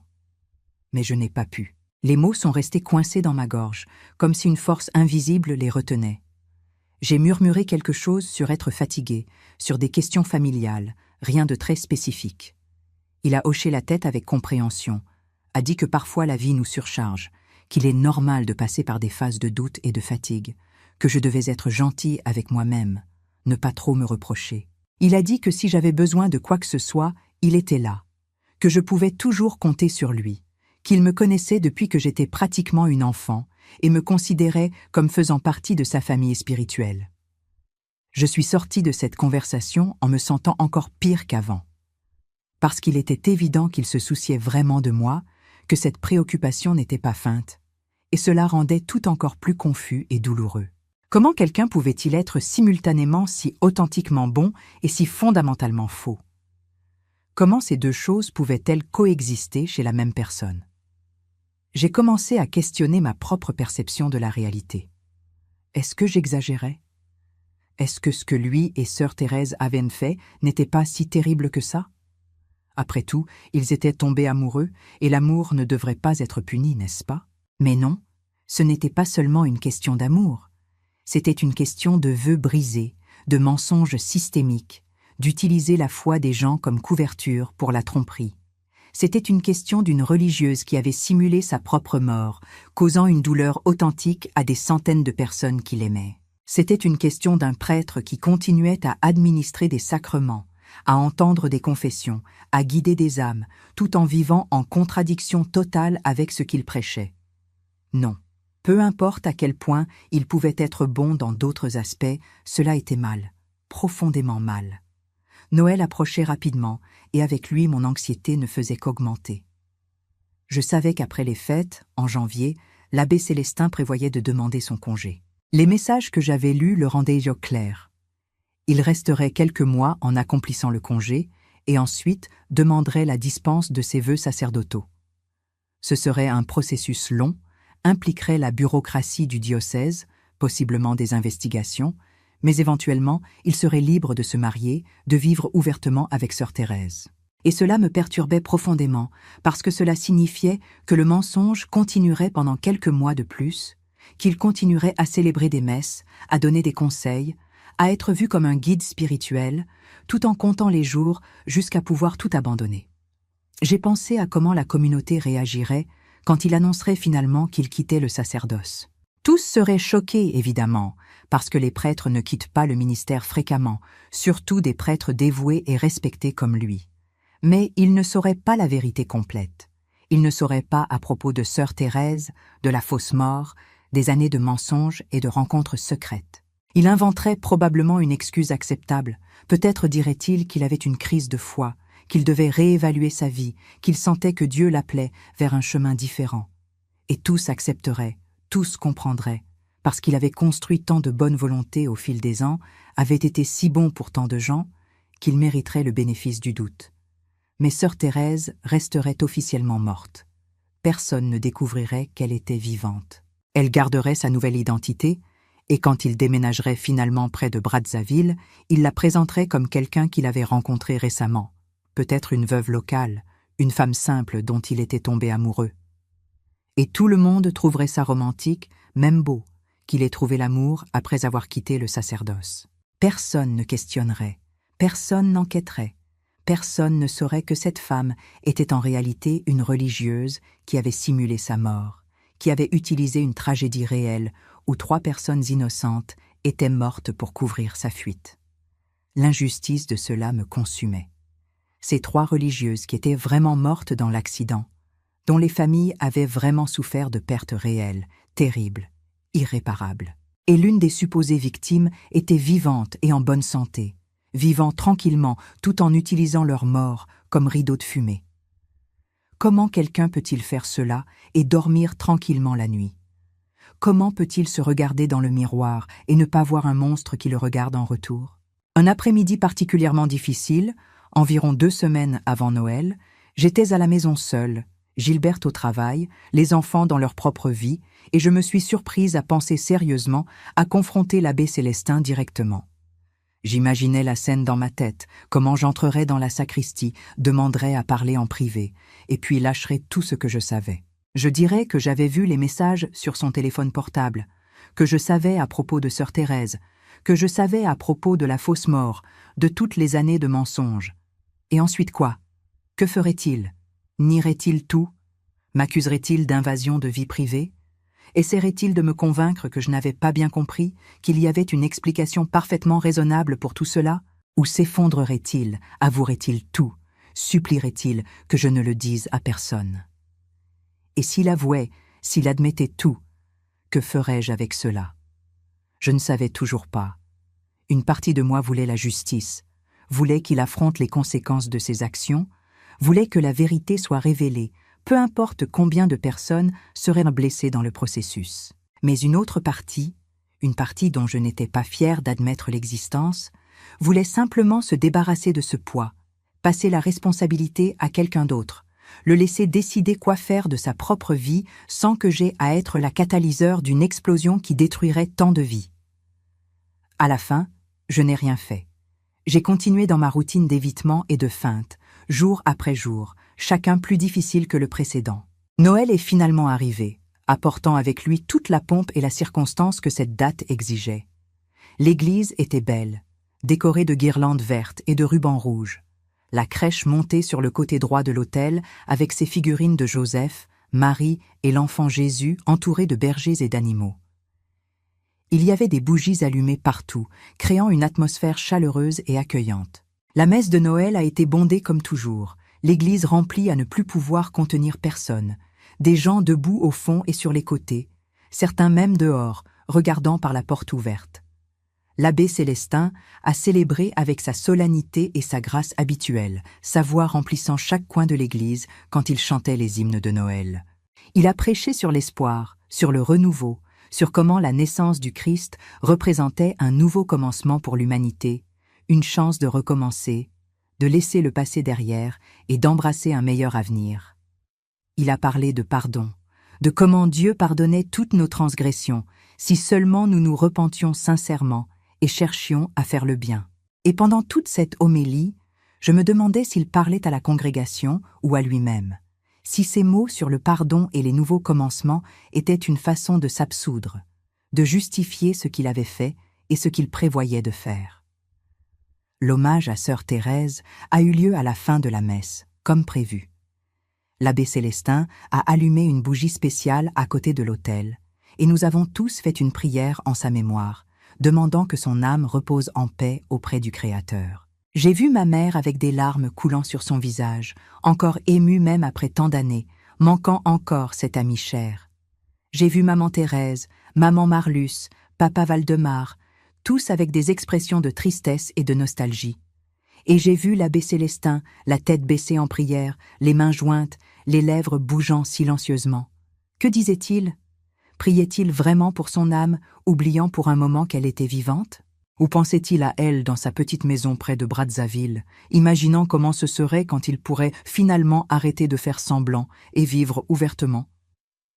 La situation était si absurde, si surréaliste, qu'elle semblait presque une pièce de théâtre mal écrite, où les personnages avaient des motivations contradictoires et le script n'avait aucun sens logique. Après la messe, il y a eu une fête dans la salle paroissiale, avec de la nourriture et des boissons apportées par les familles, de la musique, des conversations joyeuses sur les cadeaux reçus, les plans pour le nouvel an qui approchait. J'ai essayé de participer, j'ai essayé de sourire et de converser et de faire semblant que je célébrais comme tous les autres, mais je me sentais comme un fantôme, présente physiquement mais absente dans tous les autres sens. L'abbé Célestin circulait dans la salle, saluant tout le monde, distribuant des bénédictions et des mots d'encouragement, acceptant les remerciements effusifs des gens qui voulaient exprimer leur gratitude pour tout ce qu'il faisait pour la communauté. J'ai observé de loin pendant qu'une dame âgée que je ne connaissais pas bien tenait ses mains et disait, les larmes aux yeux, qu'il avait sauvé sa vie quand son mari était mort l'année précédente, que sans les conversations et les prières avec lui, elle n'aurait pas pu surmonter cette perte. Il l'a embrassée avec une tendresse authentique, a murmuré des mots de réconfort, et j'ai vu à ce moment-là qu'il se souciait vraiment, que ce n'était pas un acte, c'était réel. Et cela rendait tout encore plus incompréhensible et douloureux. Je suis sorti de l'église quand la fête battait encore son plein, inventant une excuse quelconque sur être fatigué et avoir besoin de me reposer. J'ai marché dans les rues désertes de la ville, tout le monde était chez soi ou à des fêtes célébrant Noël, et j'ai apprécié ce moment de solitude, ce silence qui contrastait tant avec le bruit constant dans mes pensées. Je me suis arrêté devant l'église quand j'arrivais presque chez moi, et j'ai regardé ce bâtiment qui avait été si important dans ma vie, où j'avais passé tant d'heures, où j'avais vécu tant de moments significatifs. Et pour la première fois, j'ai vraiment considéré la possibilité de simplement tout abandonner, de quitter l'église, d'arrêter de participer, de trouver mon chemin spirituel ailleurs, loin de tout ce mensonge. Mais le pourrais-je ? L'Église était si entrelacée dans mon identité, dans le tissu de ma vie, que la quitter serait comme arracher un morceau de moi-même. Et de plus, partir ne résoudrait rien, ne changerait pas la vérité, n'apporterait pas la justice. Ce serait juste une fuite, une façon d'éviter d'avoir à gérer ce problème qui continuerait d'exister indépendamment de ma présence ou de mon absence. Les jours entre Noël et le Nouvel An sont passés dans un brouillard confus. J'ai essayé de profiter du temps avec ma famille, avec Gilbert et les enfants, prenant des repas ensemble, regardant des films, parlant de choses triviales et sans importance. Raphaël avait amené une nouvelle petite amie pour nous la présenter, une fille sympathique qui étudiait la médecine avec lui, et nous avons passé un après-midi agréable à mieux la connaître, à entendre leur projet de se spécialiser ensemble dans le futur. Marianne était enthousiaste parce qu'elle avait obtenu un stage dans une école privée pour le prochain semestre et parlait avec animation de ses idées pour des projets pédagogiques innovants qu'elle voulait mettre en œuvre. C'étaient de bons moments, normaux, du genre qui aurait dû me faire sentir heureuse et reconnaissante d'avoir une famille si merveilleuse. Mais cette ombre sur moi, ce poids du secret que je portais, tachait tout, comme une tache d'encre se répandant dans l'eau propre, contaminant même les moments qui auraient trop dû être purs et simples. Le passage à la nouvelle année est arrivé avec ses célébrations traditionnelles et ses promesses de recommencement. Dans notre ville, c'était la coutume que les familles se réunissent sur la place centrale pour regarder les feux d'artifice à minuit, embrasser les voisins, souhaiter des bonheurs pour l'année qui commençait. Nous y sommes allés, Gilberte, les enfants et moi. Nous nous sommes mélangés à des centaines d'autres personnes, toutes vêtues de blanc selon la tradition, toutes avec leurs expressions pleines d'espoir et souriantes. Quand les cloches de l'église ont sonné minuit et que les feux d'artifice ont explosé dans le ciel, illuminant tout avec des couleurs brillantes, j'ai embrassé ma famille et souhaité une bonne année, mais intérieurement je priais, suppliais Dieu de me donner la sagesse, de me montrer quoi faire avec cette connaissance terrible que je portais. J'ai regardé autour de moi et j'ai vu l'abbé Célestin de l'autre côté de la place, embrassant aussi les gens, distribuant des bénédictions, souhaitant une année bénie à tous. Et je me suis demandé ce qu'il pensait à ce moment-là, s'il était heureux parce que janvier était finalement arrivé et avec lui sa liberté tant attendue, ou s'il ressentait du remords, de la tristesse d'être sur le point de quitter ces gens qu'il aimait clairement et dépendèrent de lui. Janvier a apporté avec lui une chaleur étouffante, typique de l'été congolais, et avec elle, une sensation croissante de tension que je ne pouvais ignorer. Je savais qu'à tout moment, l'abbé Célestin annoncerait son congé. Et alors, je devrais décider définitivement quoi faire avec ce que je savais. Les premières semaines du mois sont passées normalement, avec les activités régulières de la paroisse reprenant après les vacances de Noël. Mais j'ai remarqué qu'il était différent, plus anxieux, vérifiant son téléphone portable plus fréquemment, sortant plus souvent de l'église avec des excuses vagues sur des engagements urgents. Ma mère a commenté qu'il semblait fatigué, qu'il avait peut-être besoin de vacances, que le travail pastoral était très épuisant et que même les prêtres avaient besoin de repos. Elle n'avait aucune idée à quel point elle était proche de la vérité, bien que pour des raisons complètement différentes de celles qu'elle imaginait. C'était un lundi matin, 3e semaine de janvier, qu'il a finalement fait l'annonce. Il a convoqué une réunion spéciale avec les principaux bénévoles de la paroisse, ceux qui étaient les plus impliqués dans les activités quotidiennes de l'Église. Nous étions environ 15 personnes dans la salle paroissiale quand il est entré, visiblement nerveux, avec des papiers dans les mains qui tremblaient légèrement. Il s'est assis à la tête de la longue table où nous avions l'habitude de faire nos réunions de planification, a respiré profondément plusieurs fois et a commencé à parler. Il a dit qu'il avait quelque chose d'important à partager avec nous, quelque chose à quoi il avait beaucoup réfléchi avant de décider, quelque chose qui n'était pas facile, mais qu'il sentait être nécessaire. Mon cœur s'est accéléré, sachant ce qui allait suivre, mais feignant la surprise, comme tous les autres autour de la table. Il a expliqué qu'au cours des derniers mois, il avait fait face à des problèmes de santé, rien de grave, mais assez préoccupant pour exiger une attention médicale sérieuse. Il a dit que ses médecins avaient recommandé qu'il réduise drastiquement son niveau de stress, qu'il prenne du temps pour prendre soin de lui-même, qu'il ne pouvait pas continuer au rythme intense qu'il maintenait depuis tant d'années. Pour cette raison, il avait décidé de demander un congé temporaire de 6 mois pour traitement et récupération. La réaction a été de choc absolu et de préoccupation authentique. Ma mère est devenue pâle, a porté la main à son cœur, a demandé si c'était quelque chose de sérieux, s'il était en danger. D'autres ont commencé à poser des questions en même temps, voulant connaître les détails sur sa condition, ce que les médecins avaient dit, s'il y avait quelque chose qu'ils pouvaient faire pour aider. Il a levé les mains, demandant le calme, a dit que ce n'était rien de terminal, rien d'immédiatement dangereux, mais qu'il devait suivre les recommandations médicales s'il voulait continuer à servir la communauté pendant encore de nombreuses années. Il a dit que le diocèse était déjà au courant de la situation et qu'ils enverraient un prêtre remplaçant pour assumer temporairement pendant qu'il se rétablissait. Il a demandé compréhension et prière, a dit que cette décision avait été l'une des plus difficiles de sa vie parce qu'il aimait profondément cette communauté, mais qu'il devait prioriser sa santé pour pouvoir continuer son ministère dans le futur. J'ai observé son visage pendant qu'il parlait, cherchant des signes de fausseté, de culpabilité, de quoi que ce soit qui trahisse le mensonge. Mais tout ce que j'ai vu était une sincérité apparente qui m'aurait complètement convaincu si je ne connaissais pas la vérité. Après la réunion, les gens se sont agglutinés autour de lui, offrant du soutien, des câlins, des promesses de prière. Ma mère pleurait, disant qu'il avait trop travaillé pendant toutes ces années, qu'il méritait du repos, que nous prierions tous pour sa récupération complète. Papa Valdemar a offert une aide financière s'il avait besoin de traitements coûteux. Maman Thérèse a dit qu'elle préparerait de la nourriture saine et la lui apporterait pendant la période de congé. C'était une démonstration authentique d'amour et de préoccupation d'une communauté pour son pasteur. Et cela m'a brisé le cœur parce que toutes ces personnes étaient trompées, utilisées, manipulées par quelqu'un en qui elles avaient une confiance totale.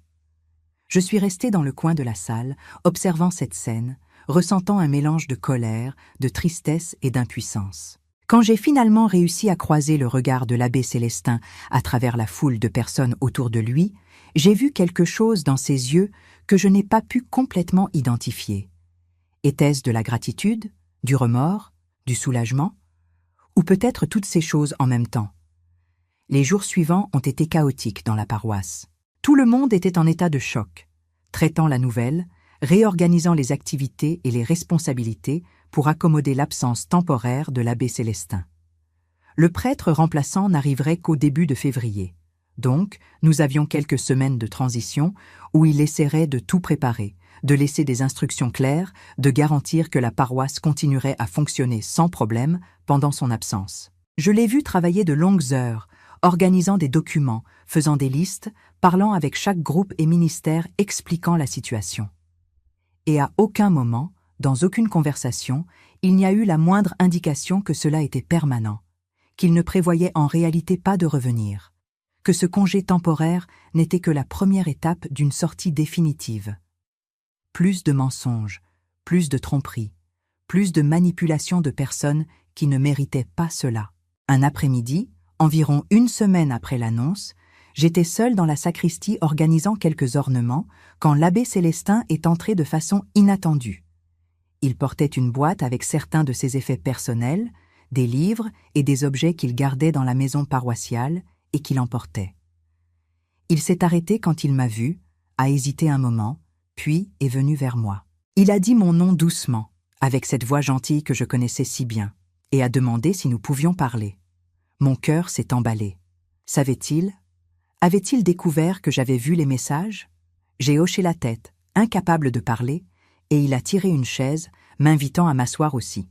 Nous sommes restés là, l'un en face de l'autre, le silence s'étendant inconfortablement jusqu'à ce qu'il commence finalement à parler. Il a dit qu'il avait remarqué ces dernières semaines, en fait ces derniers mois, que j'étais différente, plus distante, et voulait s'assurer que ce n'était rien qu'il avait fait, aucune offense involontaire ou malentendue entre nous. Il a dit qu'il m'avait toujours considérée comme l'une des personnes les plus dévouées et fiables de la paroisse, que ma présence et mon travail avaient été fondamentaux au fil des ans, et que s'il y avait quelque chose qui n'allait pas, si j'étais insatisfaite de quelque chose ou blessée par quelque chose, il aimerait le résoudre avant de partir pour son congé. Sa voix était sincère, préoccupée, et ses yeux m'observaient avec cette attention paternelle qu'il avait toujours démontrée. Pour la première fois depuis que j'avais découvert son secret, j'ai ressenti une envie écrasante de simplement tout lâcher, de dire ce que je savais, de le forcer à confronter ses choix et ses mensonges. Les mots sont montés dans ma gorge, ont presque quitté ma bouche, mais au dernier moment je me suis retenue. J'ai respiré profondément, organisé mes pensées, et dit le mensonge le plus convaincant que j'ai pu formuler.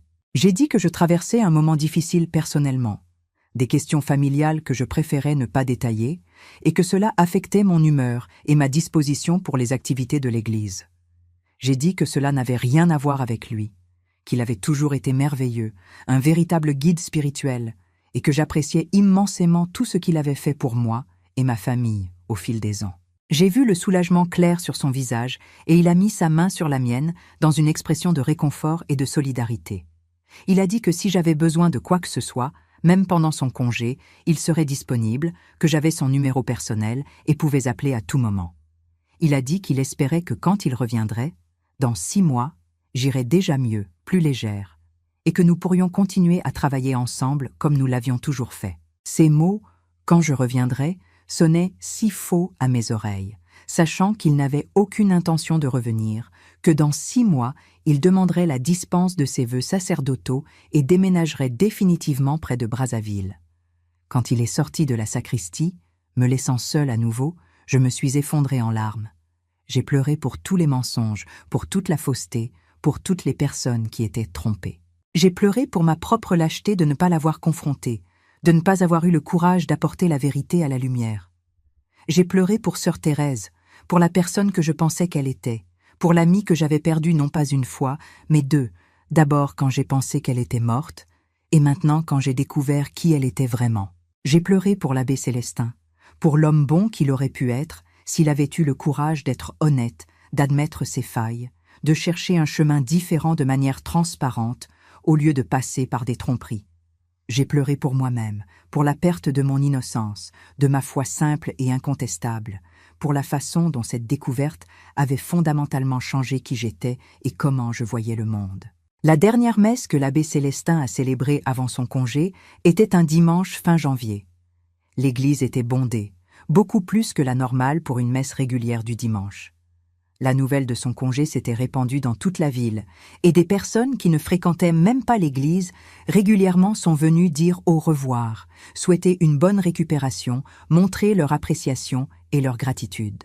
Ce fut une célébration émue, avec plusieurs moments où il a dû faire une pause et se ressaisir parce qu'il était clairement touché par la démonstration d'affection. À la fin de la messe, Papa Valdemar, en tant que représentant de la communauté, a fait un discours remerciant pour 30 ans de service dévoué, pour les innombrables sacrements administrés, pour les vies touchées et transformées. Ils lui ont présenté une plaque commémorative et une enveloppe avec des contributions financières que les familles avaient faites pour aider avec ses dépenses médicales. Il a pleuré ouvertement, a embrassé des dizaines de personnes, a dit que cette communauté était sa famille, que 6 mois passeraient vite et qu'ils seraient bientôt ensemble à nouveau. Plus de mensonges, plus de promesses qui ne seraient pas tenues, plus de manipulations émotionnelles de personnes innocentes. Quand tout s'est finalement terminé, quand tout le monde est parti et que l'église est restée vide, je suis restée seule là-dedans, assise sur un banc dans les premières rangées, regardant l'autel où tant de souvenirs avaient été créés. J'ai pensé à toutes les fois où j'étais venue à cet endroit cherchant la paix, le réconfort, l'orientation. J'ai pensé à comment cette église avait été mon refuge dans les moments les plus difficiles de ma vie. Et maintenant, elle était tachée, contaminée par la connaissance que je portais. Ce n'était pas l'église qui avait changé, c'était moi. Ma perception avait été irréversiblement altérée, et il n'y avait aucun moyen de revenir en arrière, de récupérer cette innocence perdue. J'ai ressenti une profonde tristesse, un deuil pour quelque chose qui était mort en moi. Pas nécessairement la foi en Dieu, mais la foi dans l'institution, dans les gens, dans l'idée que les choses étaient ce qu'elles semblaient être. Dans les mois qui ont suivi, j'ai essayé de reconstruire une sorte de normalité. Le prêtre remplaçant qui est venu assumer temporairement était plus jeune, plus énergique, avec des idées différentes sur comment conduire la paroisse. Certaines personnes ont aimé les changements, d'autres se sont plaintes que ce n'était pas comme l'abbé Célestin faisait. Ma mère était dans le deuxième groupe, comparant constamment et trouvant le nouveau prêtre inférieur à tous égards. Je participais minimalement, faisant le minimum nécessaire pour maintenir les apparences, mais mon cœur n'était plus là. Gilbert m'a finalement confrontée sur ce qui se passait, a dit que j'étais différente depuis des mois, que je semblais porter un poids terrible et que si je ne lui faisais pas assez confiance pour partager, alors nous devions repenser notre mariage. Cela m'a profondément effrayée parce qu'il avait raison. Je construisais un mur entre nous, je m'éloignais non seulement de l'Église, mais de toutes les personnes autour de moi. J'ai alors décidé de lui dire « pas tout, mais une version éditée ». J'ai dit que j'avais découvert quelque chose de troublant sur quelqu'un à l'Église, quelque chose qui avait ébranlé ma foi et ma confiance dans les gens, mais que je ne pouvais pas révéler les détails parce que cela impliquerait d'exposer les secrets d'autres personnes. J'ai dit que je luttais avec le dilemme moral de savoir si je devais ou non apporter cela à la lumière, sachant que le faire causerait beaucoup de douleur, mais que ne pas le faire semblait également mal. Gilbert m'a écouté patiemment, et quand j'ai fini, il a tenu mes mains et a dit quelque chose que je n'oublierai jamais. Il a dit que parfois dans la vie, nous découvrons des choses sur les gens qui changent complètement comment nous les voyons, et que c'est douloureux et confus, mais que nous ne pouvons pas porter le poids des choix des autres. Il a dit que si cela me détruisait de l'intérieur, je devais trouver une façon de lâcher prise, d'accepter que certaines choses sont au-delà de notre contrôle, et qu'essayer de corriger les erreurs des autres ne fait souvent que créer plus de douleur. Il a dit qu'il m'aimait, qu'il soutiendrait toute décision que je prendrais, mais qu'il ne pouvait pas regarder pendant que je m'auto-détruisais à cause de quelque chose qui n'était pas ma responsabilité de résoudre. Cette conversation m'a aidé plus que je ne l'espérais. Elle n'a pas résolu mon dilemme moral, ne m'a pas donné une réponse claire sur quoi faire, mais m'a fait réaliser que j'avais été tellement consumée par cela que je négligeais les choses vraiment importantes dans ma vie. Mon mariage, ma famille, ma propre santé mentale. J'ai commencé à travailler activement pour lâcher prise, pour accepter qu'il y avait des choses que je ne pouvais simplement pas contrôler ou réparer. J'ai continué à participer minimalement aux activités de l'Église parce que abandonner complètement soulèverait trop de questions. Mais mentalement et émotionnellement, j'ai commencé à me détacher, à créer une distance saine entre mon identité et cette institution qui avait été si centrale dans ma vie pendant si longtemps. Les 6 mois du congé sont passés lentement. Pendant ce temps, j'ai reçu quelques messages de l'abbé Célestin par téléphone portable, toujours brefs, toujours cordiaux, demandant comment j'allais, comment allait la paroisse, disant qu'il se rétablissait bien et était impatient de revenir. Je répondais poliment mais sans encourager de longues conversations. En juin, quand la période de congé arrivait à sa fin, il a envoyé un message plus long. Il a dit qu'il avait beaucoup réfléchi pendant ces mois, qu'il avait consulté des médecins et des conseillers spirituels et qu'il était arrivé à la conclusion qu'il ne pouvait plus continuer comme prêtre. Il a dit que son corps et son esprit lui disaient qu'il était temps pour un nouveau chapitre, qu'il avait servi fidèlement pendant 3 décennies, mais que maintenant il sentait que Dieu l'appelait vers un chemin différent. Il a dit qu'il commençait le processus de dispense des vœux sacerdotaux et qu'il espérait que la communauté pourrait comprendre et accepter sa décision. Je lisais ce message et ressentais un mélange d'émotions contradictoires. Validation parce que je savais que cela allait venir. Colère parce que c'était une autre couche de mensonge. Tristesse parce que cela signifiait qu'il partait vraiment sans jamais avoir à affronter la vérité complète de ses actions. L'annonce officielle est venue quelques semaines plus tard, pendant une messe spéciale convoquée par l'évêque du diocèse. Il a expliqué à la communauté que l'abbé Célestin, après des mois de discernement, avait décidé qu'il ne pouvait plus continuer son ministère sacerdotal pour des raisons de santé et de vocation. Il a dit que c'était une décision douloureuse mais respectée par l'Église, que l'abbé Célestin avait servi fidèlement et méritait du soutien dans cette transition, et qu'un nouveau prêtre serait désigné de façon permanente pour la paroisse. La réaction a été mitigée, certains ont compris et soutenu, d'autres étaient blessés et confus, sentant qu'ils avaient été abandonnés. Ma mère était dévastée, a pleuré pendant des jours, disait qu'elle ne pouvait comprendre comment Dieu pouvait leur retirer un pasteur si bon. Je la consolais comme je pouvais, mais intérieurement je pensais à l'ironie qu'elle souffrait de la perte de quelqu'un qui n'avait jamais vraiment été qui elle pensait qu'il était. Des mois plus tard, j'ai appris à travers des commentaires vagues qu'il avait déménagé près de Brazzaville, qu'il vivait une vie simple dans une petite ville de l'intérieur. Personne n'a mentionné quoi que ce soit sur lui s'étant marié ou étant dans une relation, alors j'ai présumé que lui et sœur Thérèse étaient discrets, attendant que le temps approprié passe avant de se présenter publiquement comme couple. Et probablement personne ne ferait jamais la connexion, personne ne découvrirait jamais que cette femme avec qui il était en réalité la religieuse que tous pensaient morte depuis des années. Le mensonge serait complet, parfait, impuni. Aujourd'hui, plus d'1 an après ce samedi matin où j'ai découvert le secret, je porte encore le poids de cette connaissance. Mais j'ai appris à vivre avec, à l'accepter comme partie de mon histoire, de mon voyage. Ma relation avec l'Église a changé de façon permanente. Je vais encore aux messes occasionnellement, plus pour accompagner ma mère que par conviction propre. Mais je n'ai plus jamais ressenti cette connexion profonde que j'avais avant.